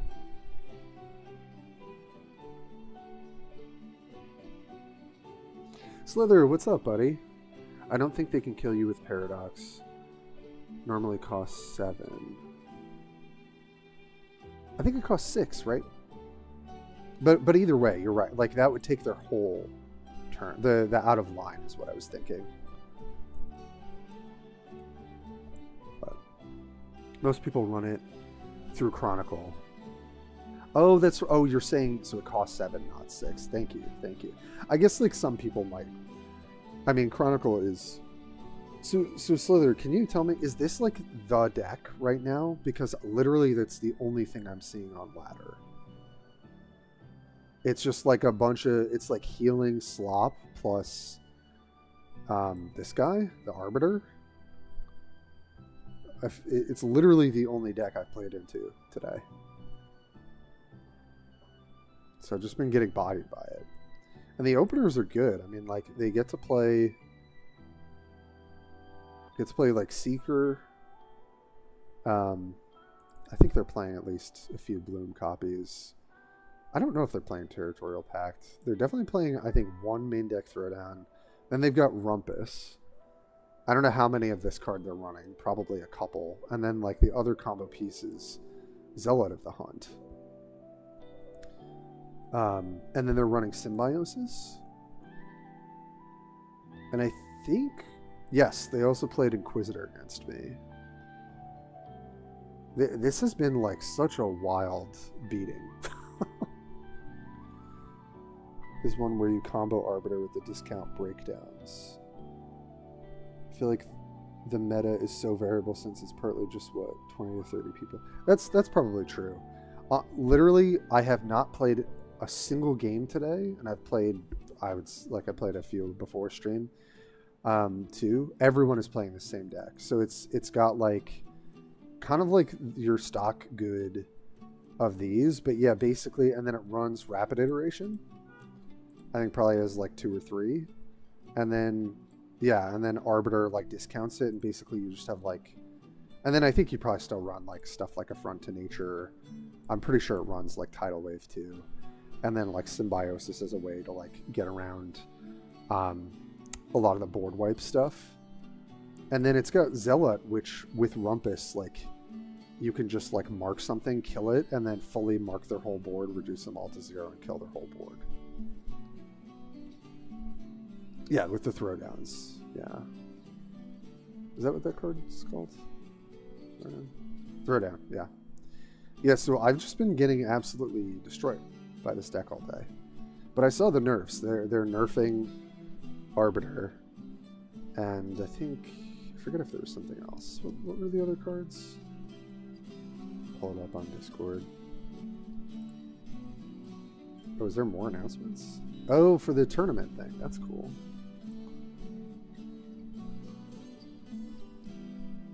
Oh, Bento's mad that I was thinking about my turns into the busted deck. Sorry, buddy. I mean, like, it's a really hard matchup. It's a really, really hard matchup. Wait, so where the... Yeah, okay, so they're nerfing... Yeah, nerfing Arbiter, nerfing Mountain, nerfing Aardvark. Okay. Yeah.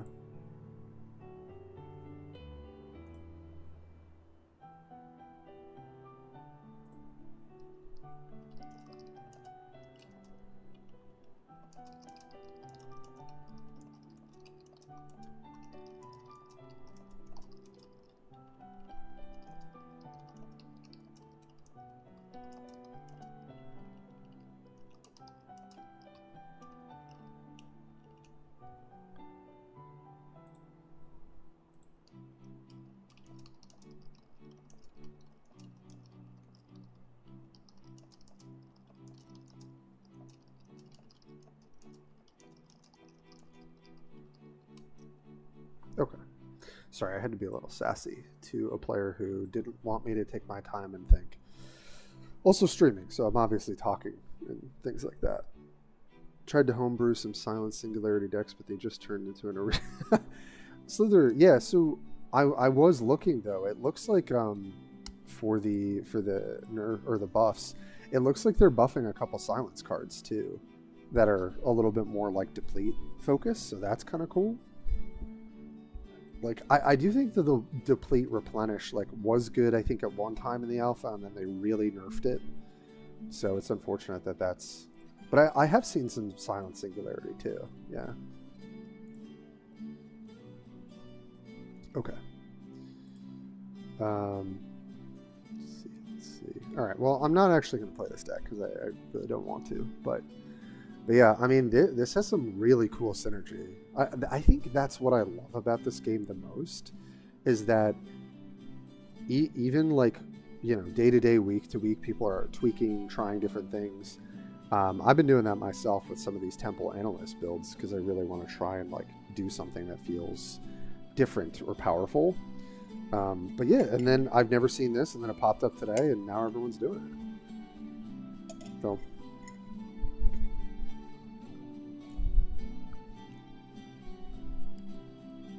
Yeah, Slither, I was talking about it earlier, but yeah, there seems like there's a lot of buffs. A lot of buffs, which is probably always a good approach. Buff the things that aren't powerful. So I think we're going to have a very different meta. Do I want to save this? No, I guess yes. Yeah, I tried like rewind for a bit. I still love my kind of like mid-range Cruel deck, but I'm having a lot of fun with this. And we got there that last game, so that was kind of fun. Kind of stick with this, I guess, for a little bit, and then I probably should play something else just so people get some variety.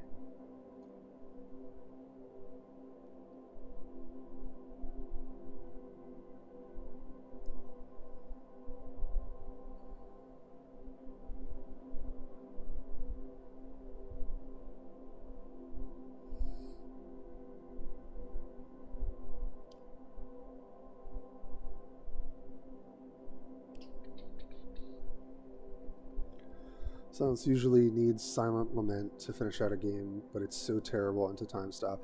Yeah, I will say, I feel like I've seen a lot of people move off. I mean, I think it's because of like someone. I think Choco was also streaming this deck earlier. Everyone right now on ladder seems to be playing Phase Tide and the Sprouts.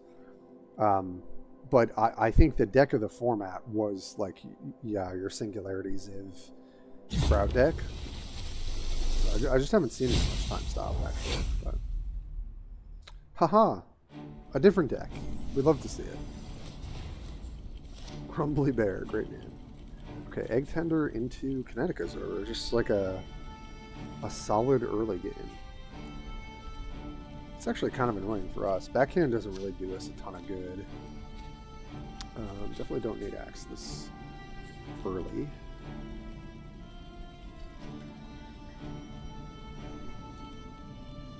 I mean, Denizen still is decent, though. No. Not a great starting hand.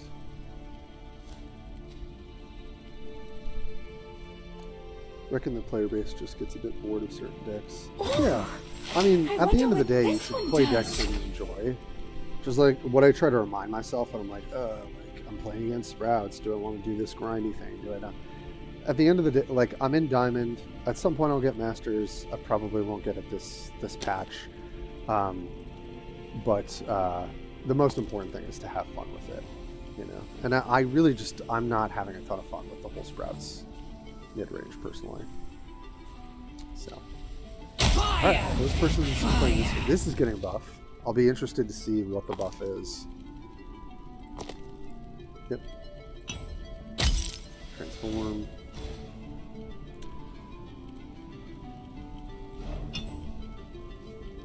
So they didn't open with Egg Tender. I don't think they have a way to interact with Temple Analyst. So I think I'm just gonna slam that. Seriously, how did that get through testing? Even if they want to block with Kinetic Absorber, I can at least backhand it afterwards, or we can try an Iron Blood Elixir. Is that the best you've got? But I get to put this back in my hand a bit. I just feel like that's probably worth it. I could be wrong, but okay. Gonna block it all. Yeah, so let's put this. Fire! Feels good.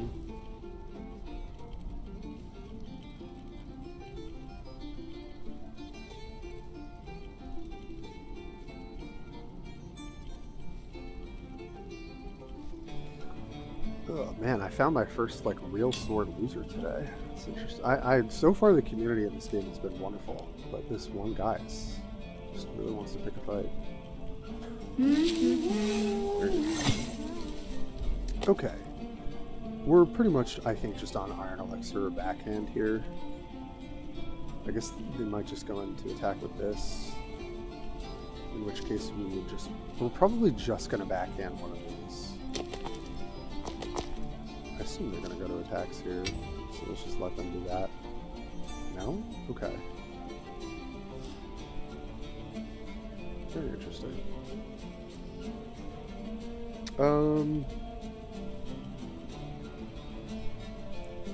Well, I mean, I could just go for the open attack here with Iron Elixir plus backhand. Because there's not like a huge incentive for me going wide with this. I mean, they have fine blocks. But I could just burn them down or play Blazing Shifter. Is this 2 timelines? 3. Doesn't seem terribly worth it. I think I kind of just want to go for this and see what they do. Huh. Alright, well, I'll go for this.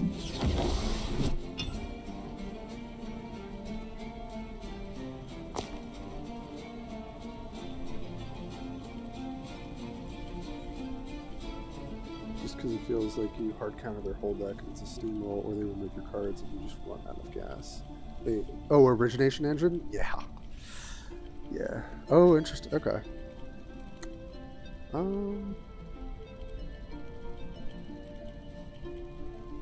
Yeah. You get to do that. There's nothing I can do to interact with.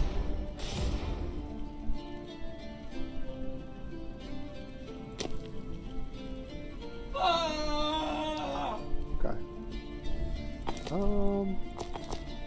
Right, this is buffed.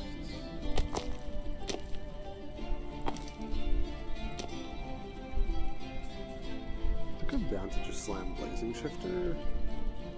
What else can we do? We could go like 2-drop and then bank the mana. But they don't really have a good target for this yet. Let's go for that. Sure. Magma answers my call. Origination Engine, I think, is fun in the sense that like it's a different kind of combo deck.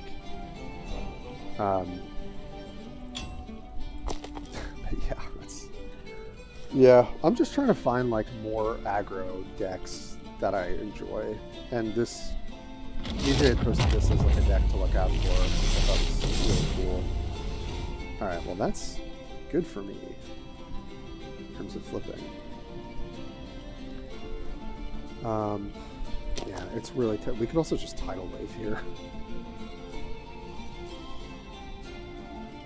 And then and then I just order it differently, and then they have basically 0 good blocks. And they have to block, 'cause it's going to be lethal.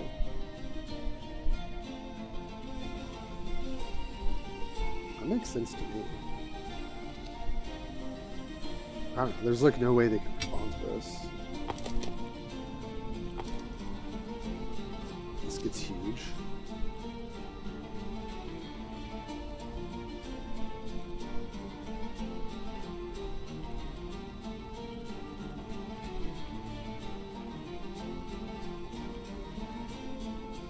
Okay.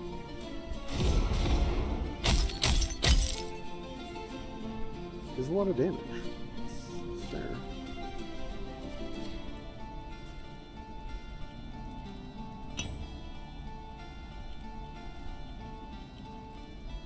So that's 7. This is currently lethal, so they gotta block us something else.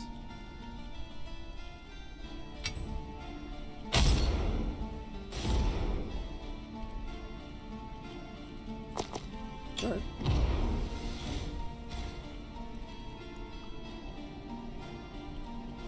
I'll just go to open attack because we've got the win in hand.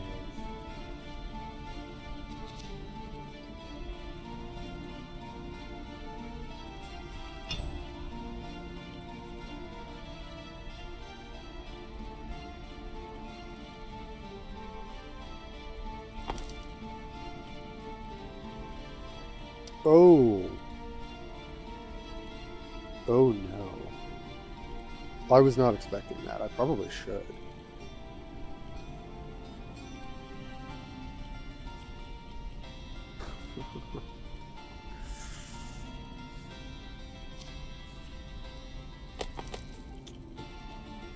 Does this resolve if both targets live? Or if one target doesn't live? I guess we're going to find out. I mean, this is my own response. So.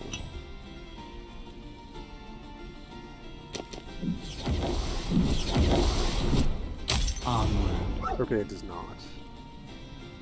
Sick. Okay. Good to know. So, some cards that have multiple targets still resolve like the second part of the effect. So I really didn't know how that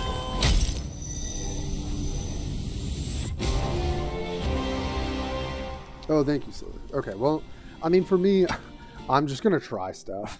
So, just keep trying.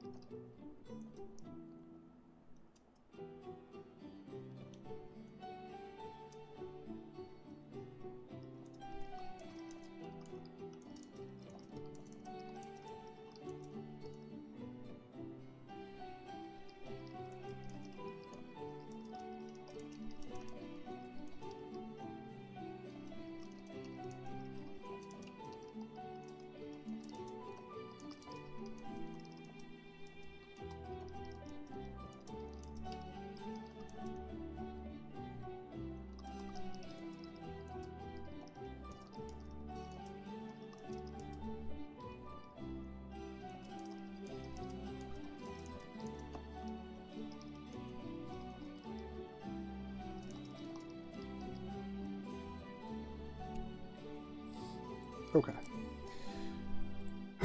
Sorry, I don't love debating people when they're like, "Hey, you're taking too much time," you know. But when someone's basically like, "You are personally like having a vendetta against me by taking time and playing and trying to learn and streaming and enjoying the game," I think that that's pretty ridiculous. So.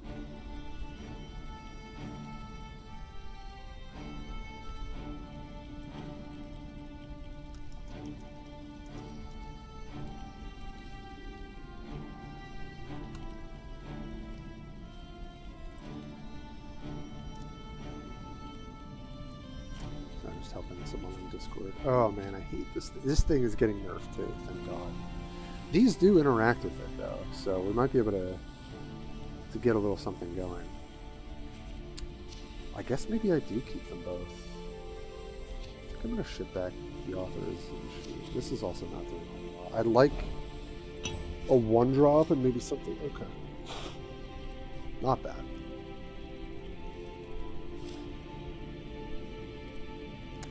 When I got coaching for Runeterra, I remember being told to use time as another. Well, the thing is like, okay, so even if you're looking at my board and you're saying, wow, like, Tim's taking a long time. He's like, he has no decisions, no mana. What I'm thinking about is my next turn. Right? So it's like any time that you have during your turn, especially for a game that does get pretty complex, even with the eye thing. I'm going to take my time and use that time. Obviously, in this instance, I'm just talking I am thinking about if I want to attack here. Don't think there's any reason to. I guess they... Actually, I should attack because then they don't have a target to... Or no, they can just reduce themselves, right? Yeah, it doesn't matter. Honestly, getting to break down faster doesn't seem bad from this spot, so I'm just going to do that. Question is, do I want to just slam Temple Analyst here? If they have the removal for it, that's fine, but they don't awaken security.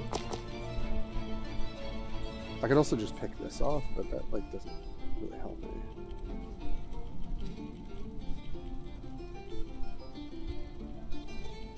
Yeah, I'm just gonna run this out. Seriously, how did They that have get it, through they have it. testing? Okay, that's what I was hoping for Awakened Security, because then I can try and Pain Forge with this thing. I don't know if that's going to work, but...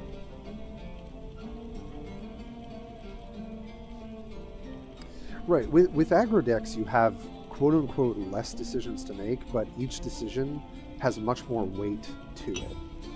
Right, and like this game, in terms of sprouts, in terms of timing, even just playing with Sap Sapper as a card, in terms of sequencing, you have to think about how the card is working. And like if you're getting mad at me for just playing the game, I think you just gotta take a break or something, because like that to me is just really crazy. All right, I think I open attack here. They'll probably just reduce it, which is fine. But I'll try and get the rewind, and then we'll kind of go from there.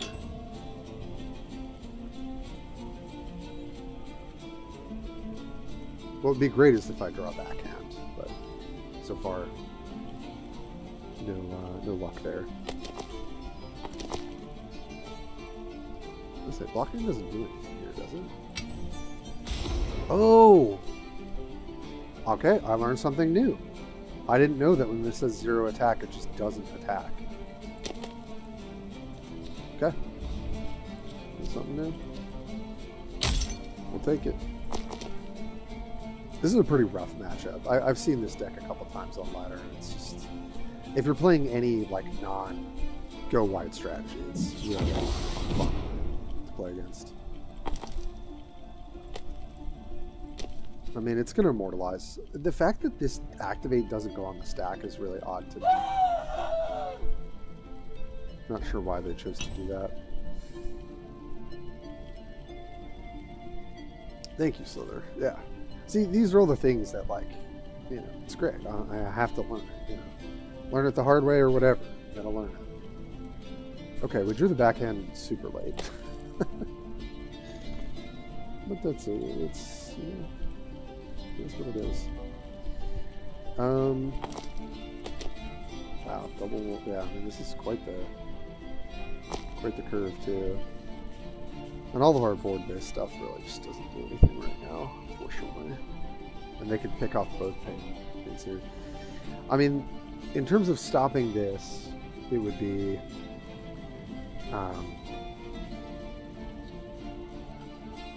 pinging it for 1, right? Because then it evolves. Ping it for 1, it goes down to 1, that gets off. And then I backhand. But getting myself to break down isn't really do anything here. Alright, well, I guess we start here. There's so much to think about. Like, I just...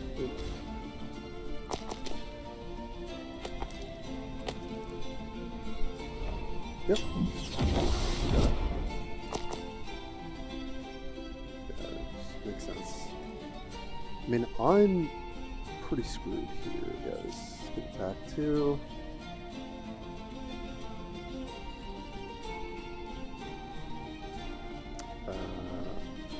yeah.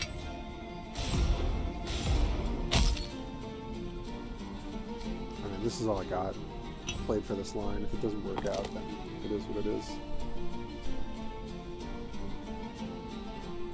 We can't play around blue either, so if they have it, they have it.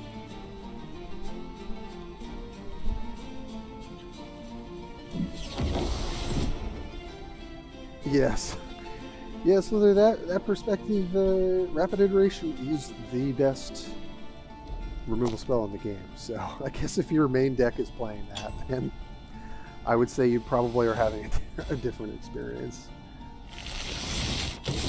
I really, the amount of grind that happens in those matchups really just turns me off. But it does mean that decks like this are less of an issue. I mean, I'm pretty much cooked here. I don't even have anything to rewind. So, I mean, I could try and go for Paradox play, but yeah, I'm fine packing it in here. It's a good deck. It's a good deck, hard to move. Okay, played enough of this. It is still one of my favorite aggro decks to play, but and I think like I've been putting a lot of time into aggro mid-range, like but aggressive, not just like sit there build a board kind of builds. So I think there will be our time to shine maybe next meta. At least I hope so. So I do probably have to close out the stream in a little bit, but let me just try and get a couple more games in. This is one of my favorite. This is like the deck that got me to Diamond, pretty much, which is just like really good old-fashioned board-based kind of blow you up sort of stuff. I'm wondering, I've liked Brutal Reveler as this drop, but also this being my 4-drop can be quite good. Also wondering like if it's worth playing things like Channel Vigor. I think it's a little worse in this deck though. We don't have that many 3 toughness, 2 toughness cards. I've kind of tweaked the numbers here and there, so you know what? Let me just try this. I haven't actually run this in quite a bit. I'll be faster with this deck, to be honest, because I've just spent more time with it. But yeah, exactly. Which, like, also maybe from a bird's eye view was wrong. Like, but if I have the backhand, which is in, I'm running 3 copies in the deck, like, then we're fine. So it just was a bit unlucky. All right, we've got a 2-drop, which is good. I think everything else we got to ship back. This card has actually sometimes come in really clutch, but it's very conditional. So I know that I'm definitely not keeping that in my opening hand. All right, much better, much better. So we'll see what kind of build they're running. It's definitely refreshing to play against things that are not green X, you know. Although this is green, we're not doing sprouts, so it's a very, very different feel.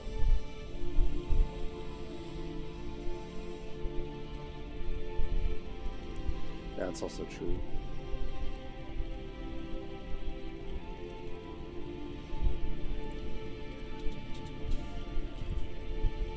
Oh, they're just passive?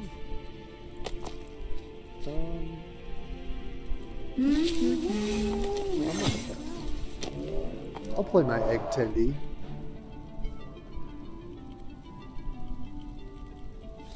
But yeah, I appreciate you helping me learn too, Slither. We'll do a coaching session at some point. I'll hit you up, and you'll. I might just ask like if you're like. The only thing is I'm missing some cards. I'm missing quite a few lost cards, and some of the. I forget what the purple's called. Divergent, or no? I can't remember. Does it say? Alright, so they can go for, obviously, the Shift Voice of Sky. I could just ping this. I could also Territorial Pact, not really caring. Or I go for Snake, but that just kind of flanks the turn. I also kind of want to go to Breakdown anyway. But I don't want the buff there. I think I'll just do this.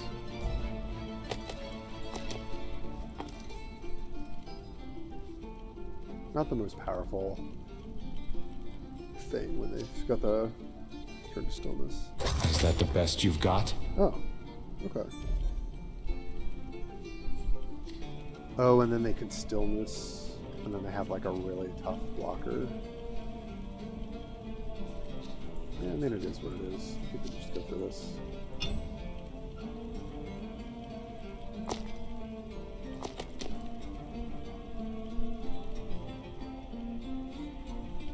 I wish we had a way to change the timeline, though. That would actually be really good if we could draw that.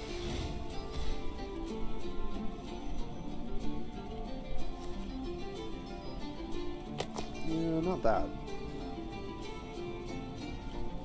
There's nothing she can't find.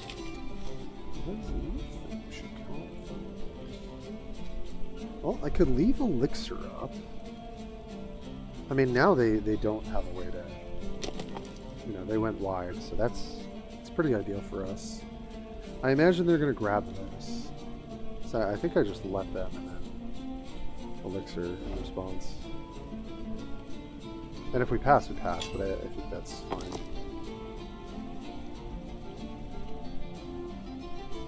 Purple is diverted. Nice. There's a weird Choco aggro deck. Singularity red, but it seems based around like 6 different ones. That's cool. I mean, that's what is very amazing. The layer of deck building that these decks can have is pretty impressive, I gotta say.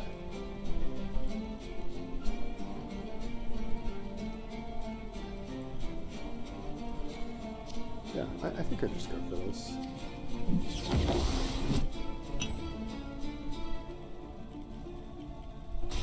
Sweet. Very good.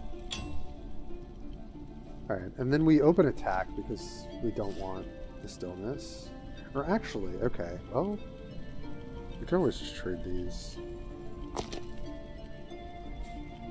I kind of want to get the Cinder Coil rolling too.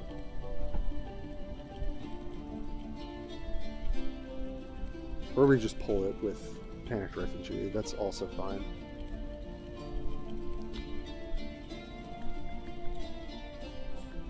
Do I want to go Coil into Pain Forger? I think... You know what, why don't we start with Bloodline Tracker.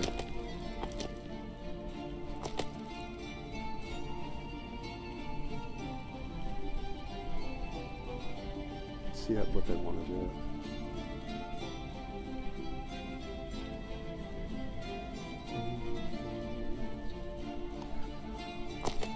But even despite, I think, how homogenized the meta got at the end of this month, which is kind of typically what happens, right? It's like everyone figured out that like Sprouts and Mountain and all of that stuff were like the best things to be doing.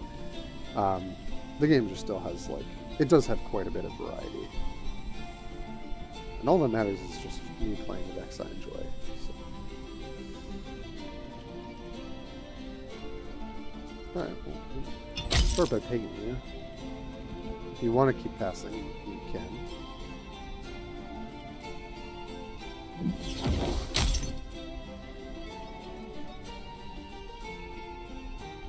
There's nothing she can't find. Okay.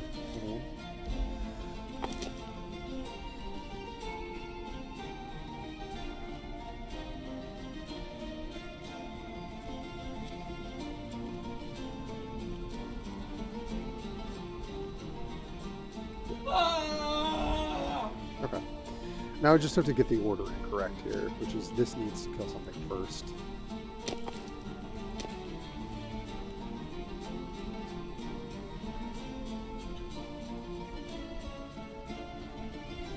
If they return to stillness this, which I think makes the most sense, that is fine. And we'll just go for first, yeah, okay. And then we can change the timeline back with Shifter next turn. Oh, they're thinking about it.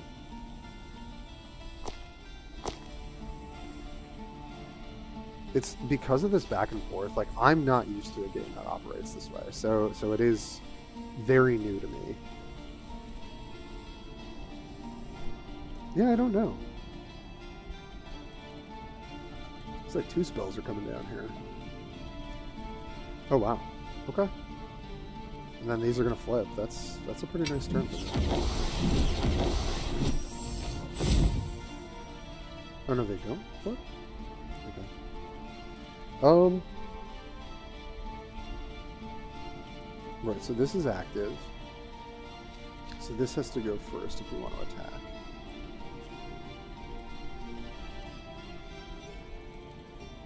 We'll do that. Okay. Yep. I'm okay making that trade, I think.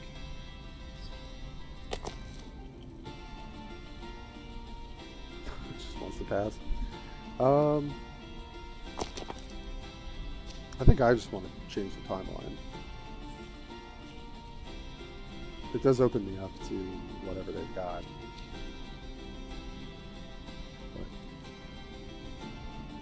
Magma answers my call. And then I've got Monarch next turn if I want it.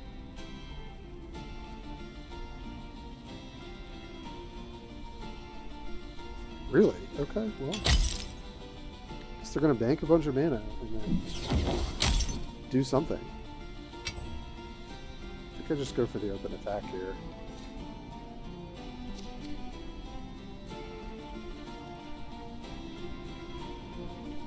I guess I want that to happen first, maybe?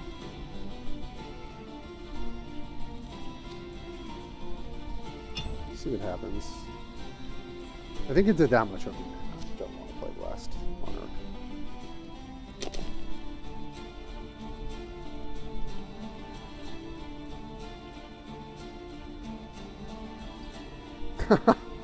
I know, Slither, right? Let me find this guy. Let me find him on the Discord and be like, hey, why are you thinking and trying to play the game? That's crazy. How dare you? Okay.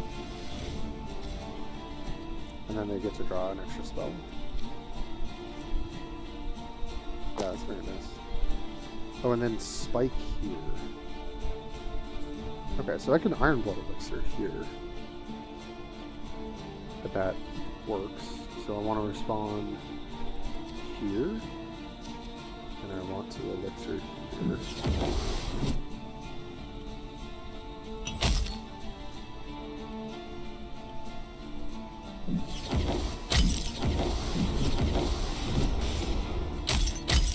That's a lot of damage. Okay. Yeah, I was gonna say, I mean, if he's passing like that, it looks like Overflow is what they're going for.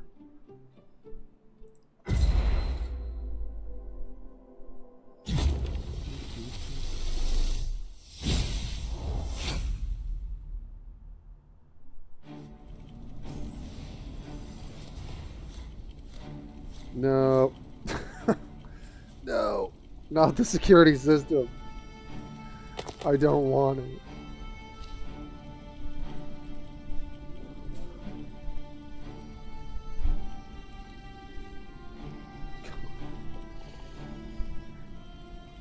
I think I just mull my whole hand, honestly. And just try to maybe find stuff that can interact. I guess I could hold, like, Egg Tender actually just doesn't matter. Yeah. Okay, I was gonna say, like, Pain Forgers would be good. Bathe in Flames would be good. That's, like, our best shot.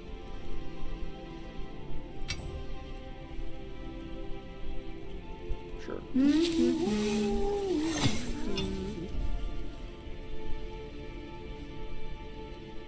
Thank you, Slither. I'm glad we arrived at the same conclusion.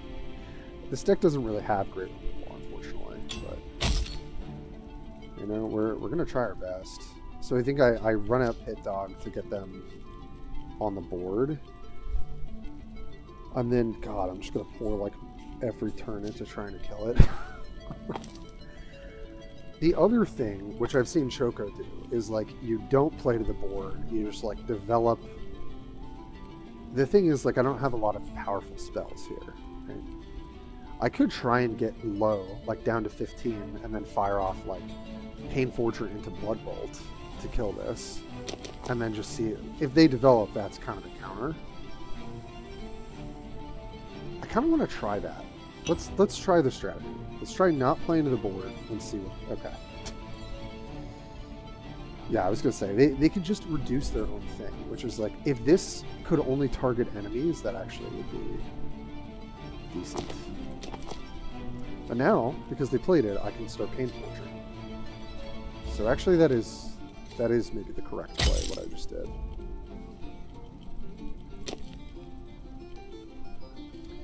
The question is, can they save it next turn? But I'm going to go for it. There's no shot that I'm not going for it. It also will put us into breakdown 15. So I think that's... We also actually have Baby Flames to response. This is the optimal setup for us.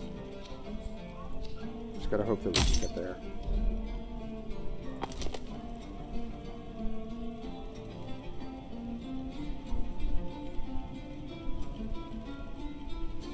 Okay, that's a kill. Shutting down. Yeah, shutting down. Get out of here. Let's go. Let's go. Just rest here. Oh, and Slither, did you? This card's getting nerfed, which I haven't found it to be like that degenerate. I'm probably just gonna sack one of my guys to kill this though in response. So I will just pass the turn.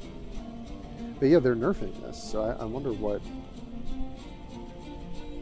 the nerf will be. Oh, absolutely not. Yeah, no, thank you. Get 2 to an ally. Also, I feel like this card could be like deal 2 or like 1 to an ally, deal 2 to another agent. I feel like cards like this are like a little underwhelming. Alright, we're on our way to breakdown. We're gonna break it the heck down. So that seems fun.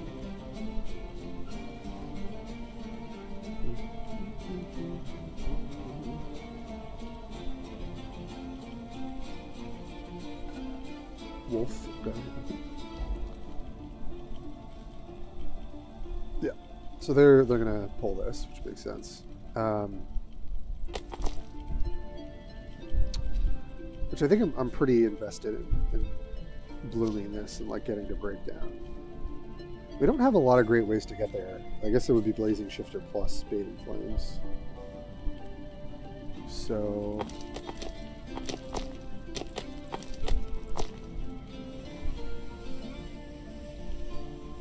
I'm just gonna pass. Have them go to combat. We've also got a lot of spells in our hand, so if they want to ship it back to us, that's kind of fine with me. But I imagine this is like a pretty check attack with everything, right? So we'll go to breakdown just from those attacks alone. Oh, also playing artwork. Yeah, of course. This card getting nerfed is definitely appropriate. This card is very degenerate. All right, I think in that case. Now I have to play to the board. I don't really have an option. And then I think I will just what I can bloom. Yeah, I'll play Doggo. I think I might just have to let this die, and then yeah, I can just Baited Flames in response and kill this. Because I don't really want this to flip, and I don't care about this.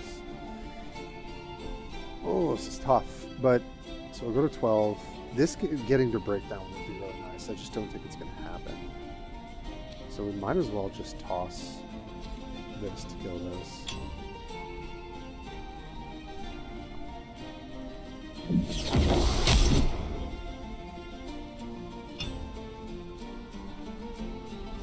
Sprouts is rough, though. Like, and going wide is obviously going to be pretty good.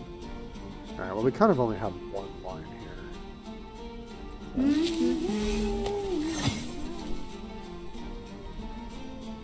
Yeah, I would agree, Slither. I think there's plenty of ways to enter. I'm curious why Druid is getting nerfed. It feels kind of weird. Pass.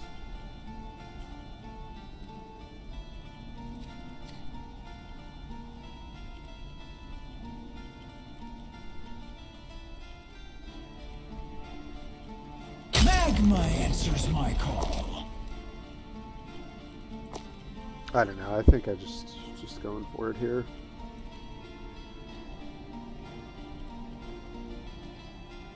It's just tough. This particular matchup, I think, is just so hard. Yeah, like I can't really beat Sprouts for the most part. And then I attack and then can sack both, but then this doesn't flip. I guess that's like something.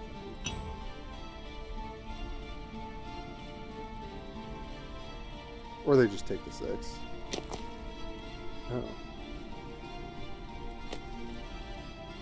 As you said, they must have a combat trade.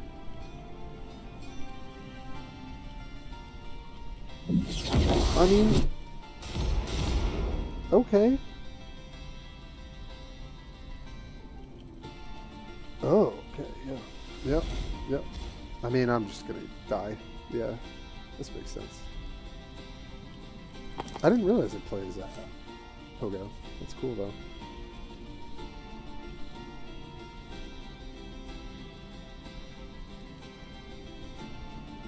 I mean, there's pretty much no shot. They're at 17. We didn't make any progress in the early game because we had to spend everything to kill one guy. Alright, so these are trading, that's fine. What's my turn? It's pretty much slam Monarch. Like, I have nothing else really to do here. So take the 5 and go to 6. I think so.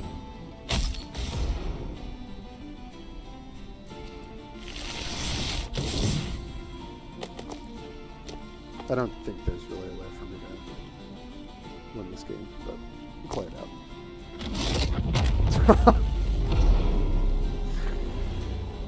Yeah. Sure.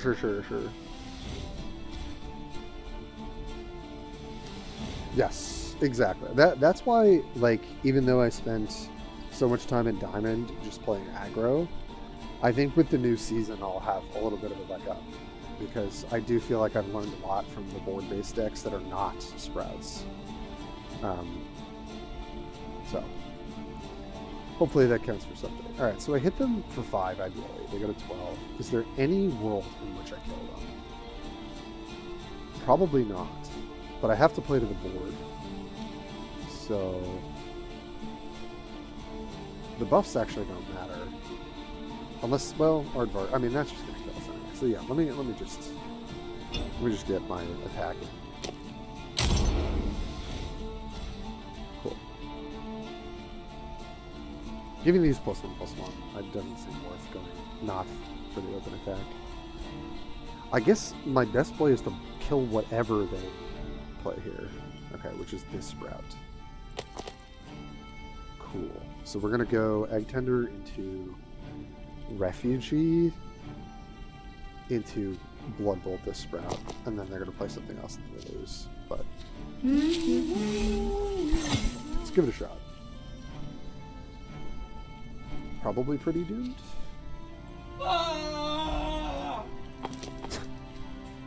The screaming is always so funny. So funny. We can't stop this from flipping, right? So do I even try? I don't think so. Let's just pass. Like, there's no shot that they don't have some other unit in hand. So, okay, now they go to attacks and I lose.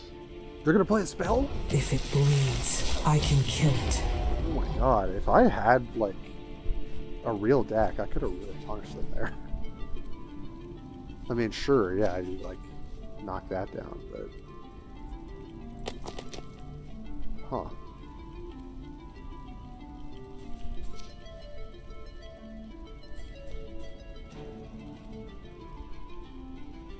I don't think there's any way I can engineer.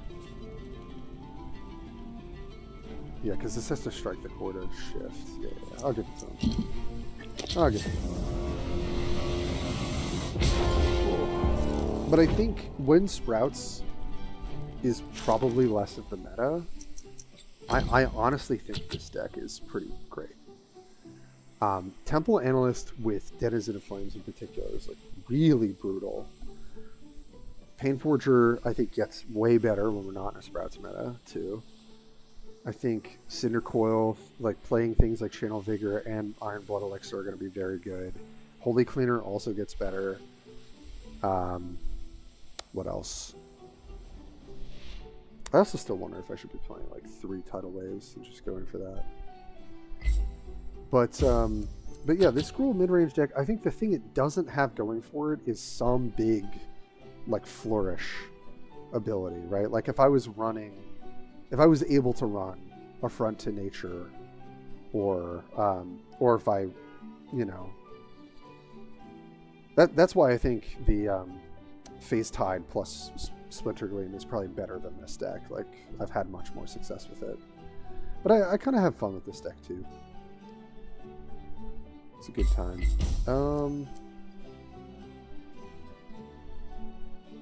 Is there anything else that I want to play? Oh, this was interesting. I think I just kind of built this from the cards that I had. Yeah, PK was trying a cool build with this. I think Glittering Gladiator is actually pretty good in the meta, and so is Medic.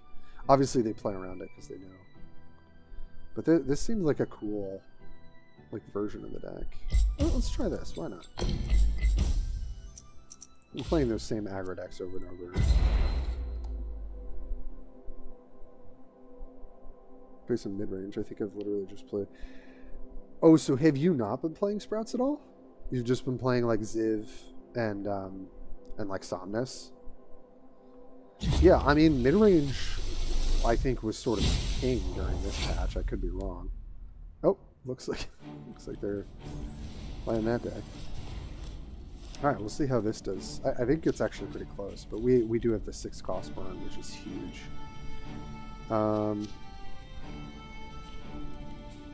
Probably just going to start out with Gladiator. It's pretty good into our deck. I think these are probably solid. Paint Forger's good. We have our 1-drop, so I think maybe we throw Denizen back. I like the cheap spells. We probably don't need Sunshock this early, though. I do think this, maybe keeping our Gladiator alive, could be very relevant. Nice. Okay, 3-drop 2. But yeah, Justified Means just, like, coming out of nowhere is pretty nice.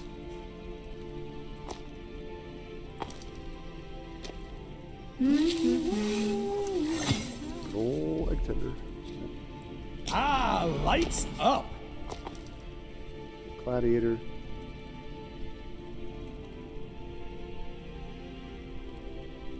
Yeah, I mean, Sprouts has been pretty... Just the, like, whether you're playing Ghastly or the Phase Tide version, it's really degenerate. Like, the fact that you can just build and rebuild boards. It actually reminds me of the Tau when they were first released in Warforged.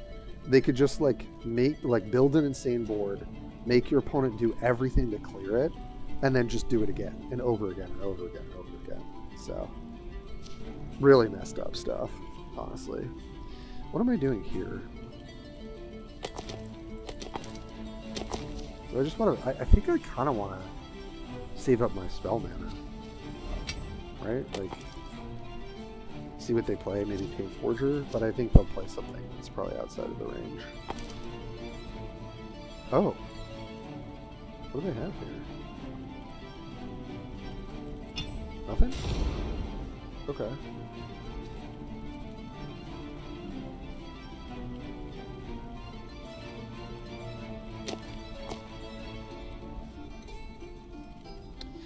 Doggo.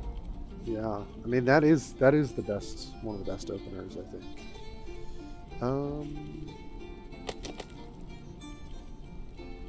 If I deal 2, then at least these can trade.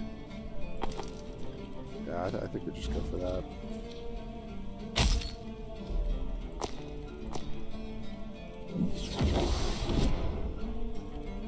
See what happens. Oh, Sprouts is basically cow. Yeah. That's what it feels like to me. And then you have, like, these crazy angles to play on, depending on what your build is. And I'm gonna try and take the block here. It's with Iron Blood, or Only darkness. That's totally fine. I could pass and take the spell mana. I think that's fine. Or they play something and then I play something and do have 3 of them in our hands. a wee bit awkward.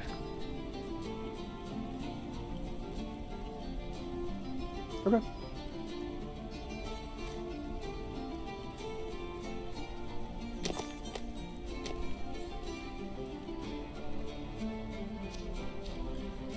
Guess I'll start the turn with this.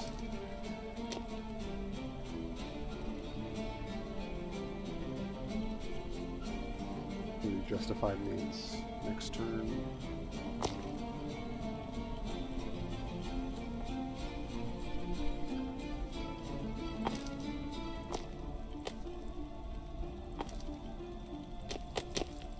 I've never played this deck before, so might be making mistakes. But that's how it, oh. Okay.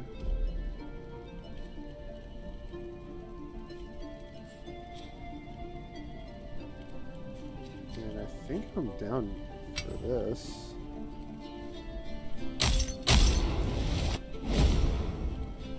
Don't want that transformer, so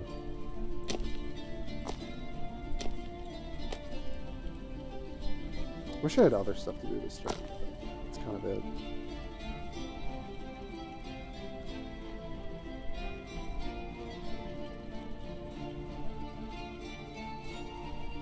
It's interesting.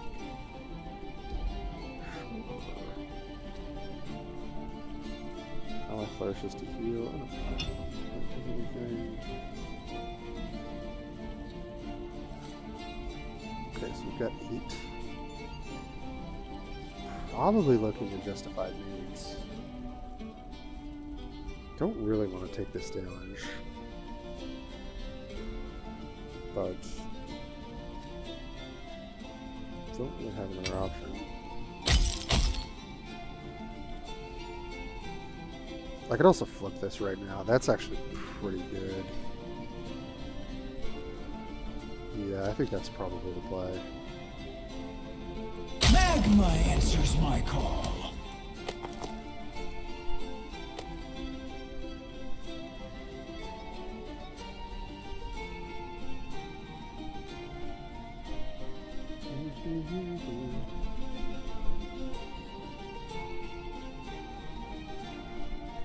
Yeah, I do think the Gladiators is a card that's maybe a little underexplored. I think it might get better with the next patch. We'll see. Mad Sai 752, thank you for the follow, my friend. It's for stopping by the stream. Gonna be wrapping up soon, but it's been fun getting to play some games today. Aside from making some people mad. And Kara Ragnarok 1, thank you for the follow as well. Appreciate it. Thanks for stopping by. Let me know if you guys have any questions. I always like the app. So, sorry, too much multitasking. Okay. Right, we flip this. Don't know what they're doing yet. Kind of baiting us to go here, but I don't think we're going to do that.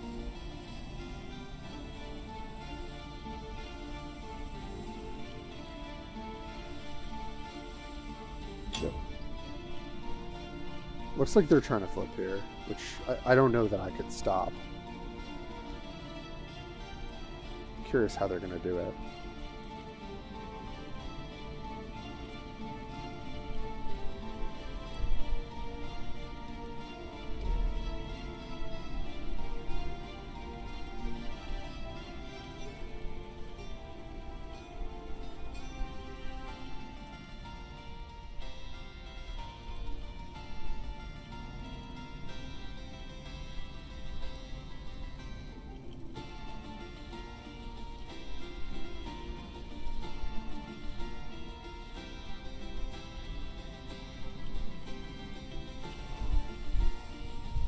Okay. So how are they flipping this?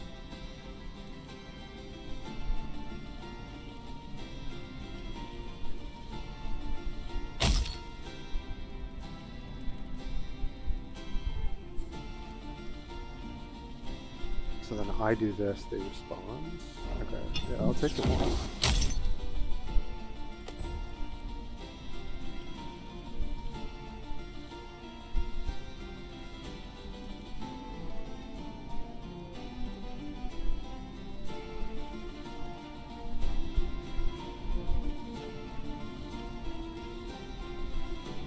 Oh, that's what it was. Fire!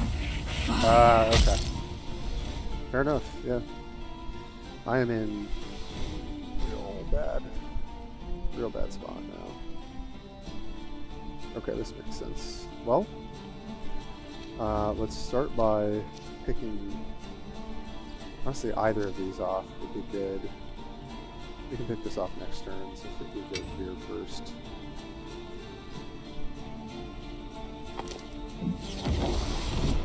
Okay. Oh, I didn't need to do that. I could just medics. No, that was dumb. No, I'm just not thinking. Or like the cinder coil. Yeah, that was not good.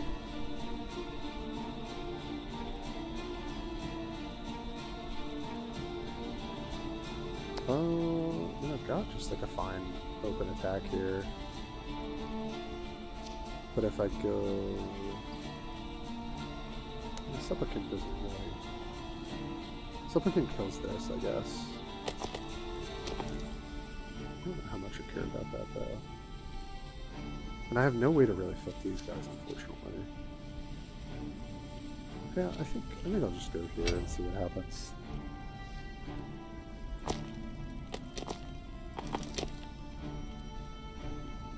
Okay.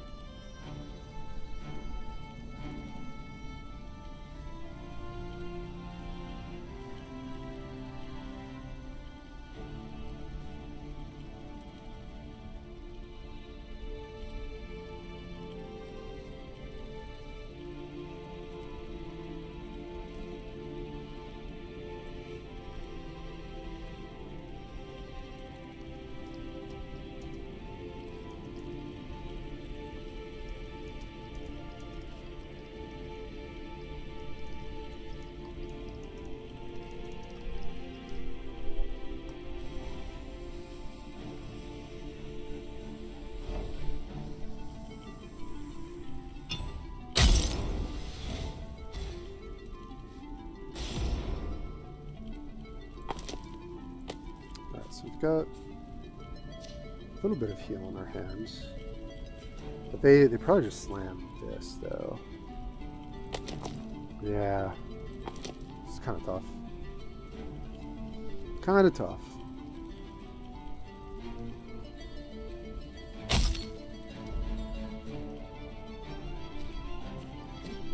Good response to that.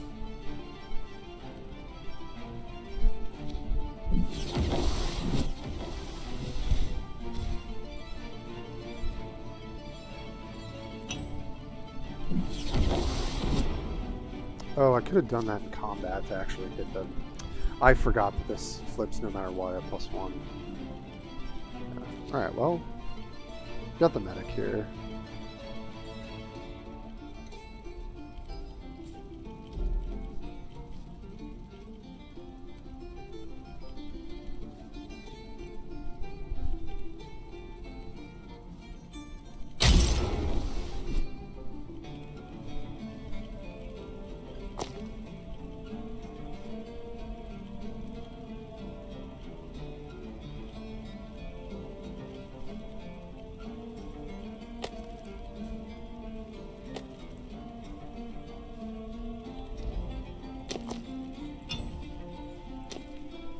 We've got the snake in range now.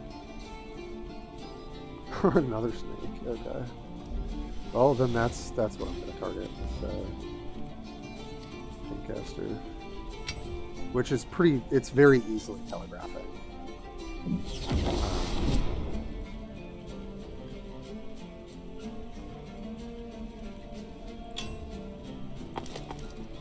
Yeah, so if they slam... Oh, I like this. I mean, I understand why they're doing this. This is a great attack for them. But...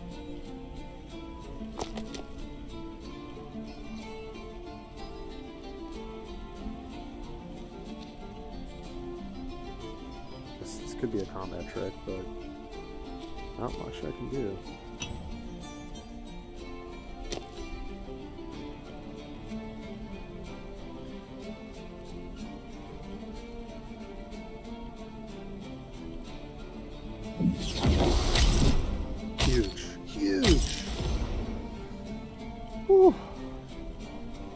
absolutely monstrous.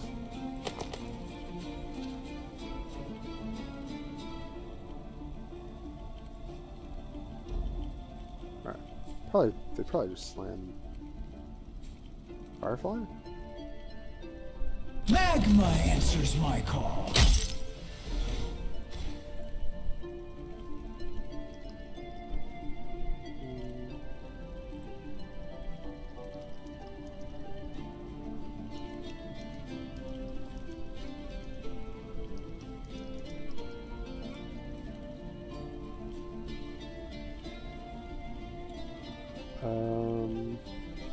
I should just pick this off.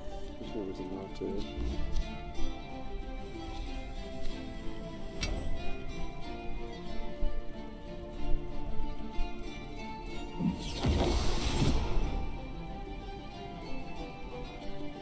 Alright. See what we can do.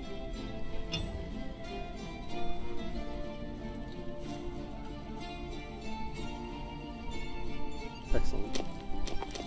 Excellente.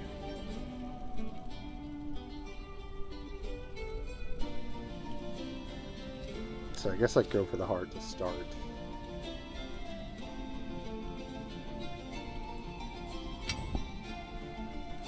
To beat there, go for the heart.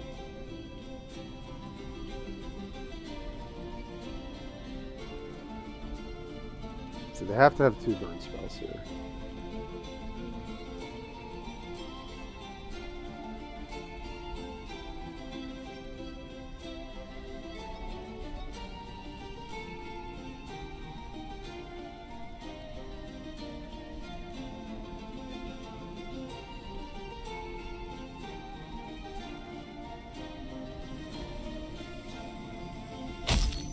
Nice. We got there. Hell yeah. Yeah, what else did... Yeah, so having the gladiator does mean we can front load some tricks in here. I mean, the immediate spell is pretty good, right? Do we have access to that? No, we do not. We do not. That's right. Cool. I mean, that was pretty dope that we were able to do that. Let's do one more. Do one more, and then I'll pass it along to whoever else is streaming.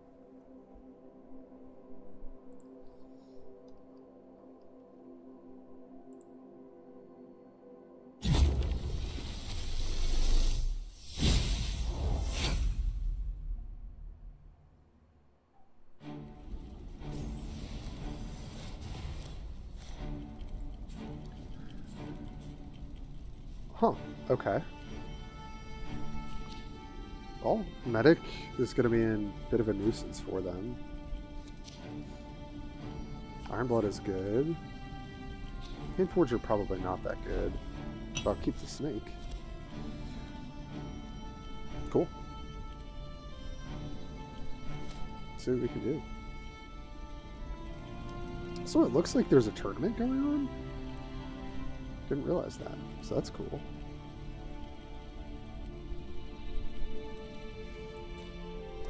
Okay, we're starting out with Gladiator. I think so. Lights up!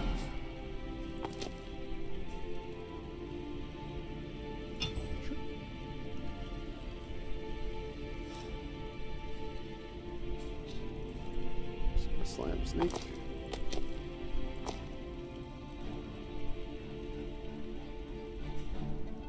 Is immortalized when I struck an agent with less strength. Oh, and this is getting buffed, Slither. So maybe we'll see more of that stuff going on. All right, well I'm pretty happy to hook that. This is gonna immortalize.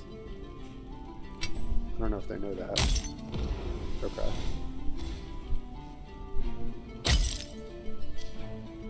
I mean, I guess that doesn't matter. It's not like it's pumped. Yeah, that's true.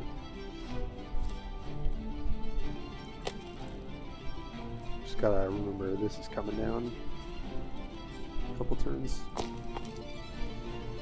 So it's 5, 6. So okay, so I got 2 attacks before this comes down.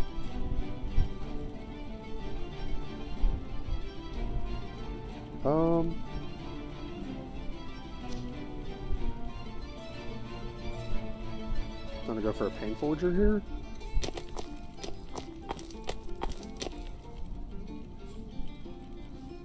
I think so. It's either that or we just slam the Supplicant, which I guess probably.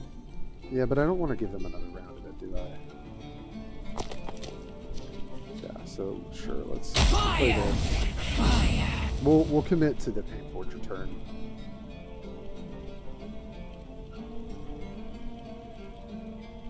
Aardvark, okay. Yeah, it's so good. I mean, this is how much do I care about this card versus this card? Them ramping just means I have to go with Gunner and Captain. I mean, right now, I guess their blocks are decent, but I've got Medic next turn.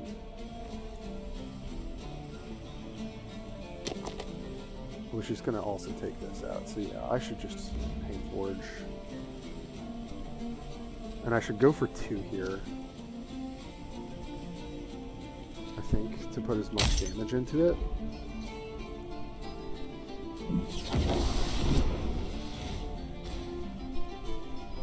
Sweet. Snake flipping this early. Okay.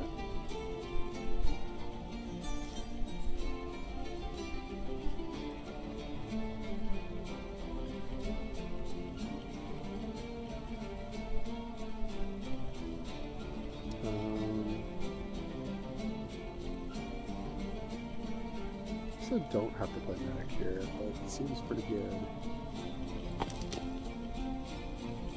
So they'll just trade.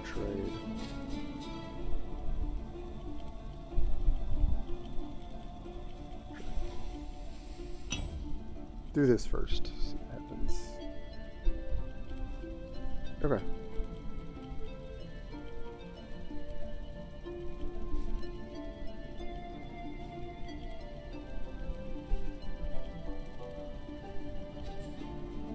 I could also just get off the Medic plan here and go for the Elixir.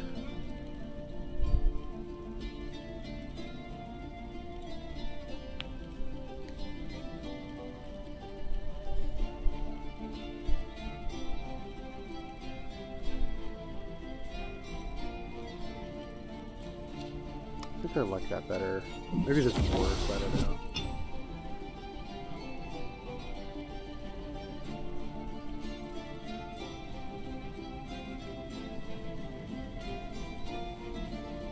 Again? Really? Second Aardvark, yeah. Alright, yep.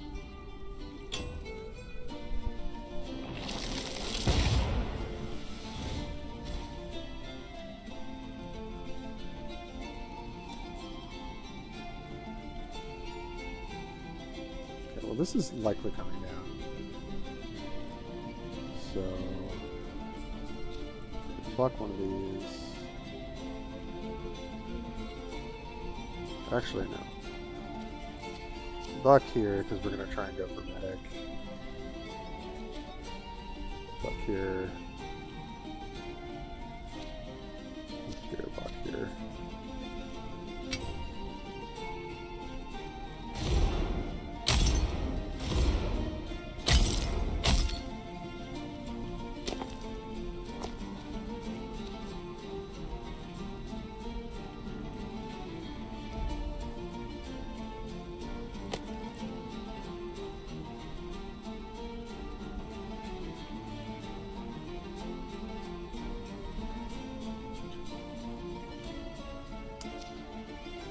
So I have to shoot my own thing here to stop this. So I guess I just shoot Snack. Yeah, I have to shoot Snack. Yeah.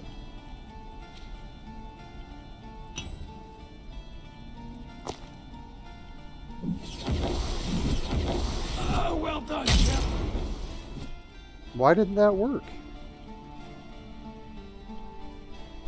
What?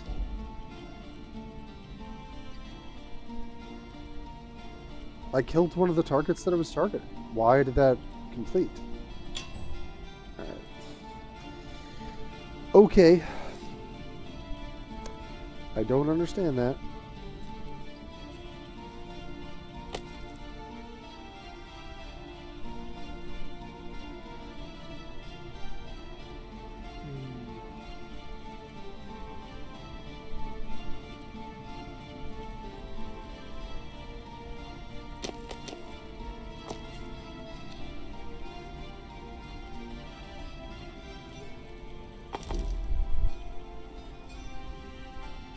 So if I damage my own card while it's being targeted, it still Is that the goes best through. you've got?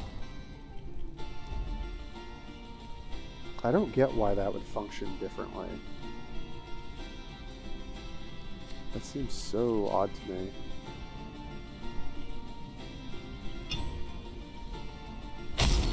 Hey, what's up, Limo? Thanks for stopping by, buddy. I'm heading out after this, but we've had some fun. Just played around with some like aggro decks, which are probably bad, but might be better post patch. So kind of excited to see. All right, so currently we've got 6 points of burn in our hand. I mean, I think we're just going to try and set that up. We've got 2 timelines. I think I just pass. I'm going to hold up the elixir. Another aardvark. No. Alright, I think I lose to that. Cat had to go right then. Okay.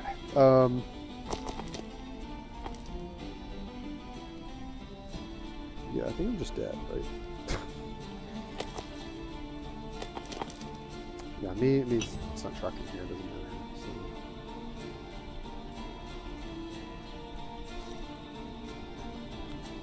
If somehow we live this combat, we should win. But okay, so this is interesting. So they're playing Sungrace for the burn, and for some of the other, and like Rampant is an interesting deck. Am I dead here? This is 3, 6, 9, 10. 10.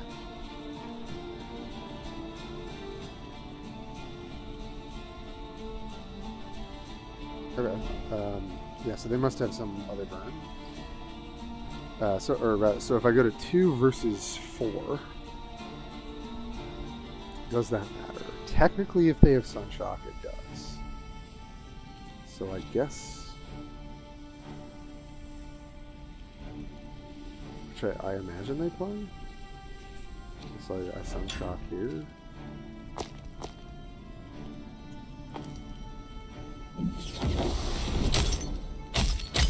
Probably still dead.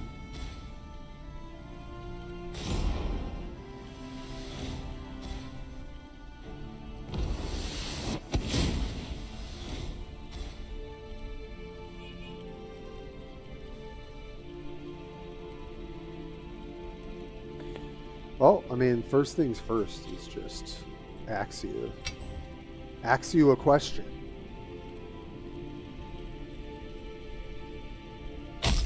Cool.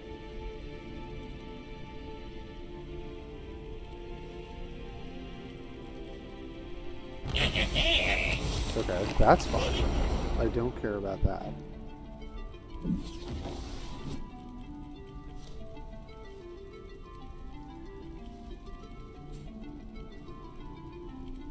Still deals 4, so... And this is create a 1-stock. You've played this in extra 3 times. Okay. And then when you play a Sunshot, create a transient. So does it make more sense for me to play this first? This is 8, 11. I play this first. And then if I go for it with Axe, then I Sunshock. I think that makes sense. 5, 6, 7, 8. Actually, I don't think it matters. I'll just go for this first. Just go for the throat. There we go. Nice. BJ's burn rewind list? Yes. Dude, you know, honestly, getting coaching from you probably would have been great. You can rip me apart. This is the list I've been playing with so far. I did give up on, at least for this meta, I gave up on Student because of Sprouts, but this card's getting buffed, I think, or reworked or something. So...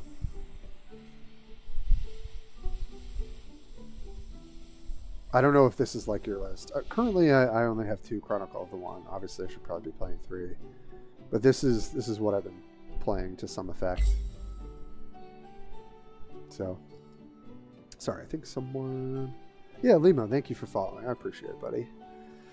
I'm getting off here, but if you... we pretty much just played my kind of favorite aggro decks besides the one list. We did some Ghastly Sprouts. We did... this combo, did a little bit of the mid-range, which makes me just instantly want to play this. And then we tried what I got from... this isn't like, I think, their exact list, but I just, from playing against PK a couple games, played this. And honestly, it's been fun. I've been liking it. But I should get going. 6 drop to Diver as well. Yes, this card has impressed me. It's also getting buffed in the patch. Because one of the things I've hated is running Blood Bolt. I think the card is bad, basically. Like, the best burn spell is Go for the Heart. It's not even close, right? Like, this is how you want to close out through burn, not Blood Bolt. But the fact that this thing, in aggro matchups or in matchups where you want to break down 10 and then stabilize, this thing is nuts. It's so good. And just giving you Blood Bolts in your hand, right, rather than drawing them is such a huge boon. I still think it's probably correct to have Temple Analyst as your other diver. I've been toying around with, like, do I want more 1-drops? Do I want more 2-drops? Frankly, I think backhand in the current meta, when we think about, like, Sapper, who is it, Aardvark, a couple other things, like, I think backhand actually is probably the best piece of removal we can have. But yeah, I still, you know, I've ebbed and flowed from, like, Diamond 2 down to Diamond 4, unfortunately. But I think trying to play this deck in this meta is kind of hard. At least the way I've been playing it. And I probably am making mistakes. I'm sure I am. So. Not in backhand, I should consider. I mean, it might not be that good. I just found that, like, so, like, into WOM, backhand's really good. Into Sapper, backhand's pretty good. Like, there are just some matchups where, like, you want the removal. And the fact that it costs 2 is huge. But yeah, I should get going. Thanks, everybody, for sticking with me. It's been really fun to play Chrono and just show you more and more of this game. My channel's been dead for, like, what, a year? Something like that. I mean, maybe not dead for a year, but pretty close. So it's fun to be back in a great community. There's, like, tournaments coming up. We got set 2 coming in the fall, I think. We got, like, release coming in the fall, I'm sure. So there's a lot to love. Really a great time to get into the game for anyone who hasn't. So thanks for being here with me, and I will catch you guys next time. Take it easy. Oh, actually, before I do that, let me raid someone, because that's what we do in this community. We gotta pass it on. Who else is chronoing? Let's see. Oh, perfect.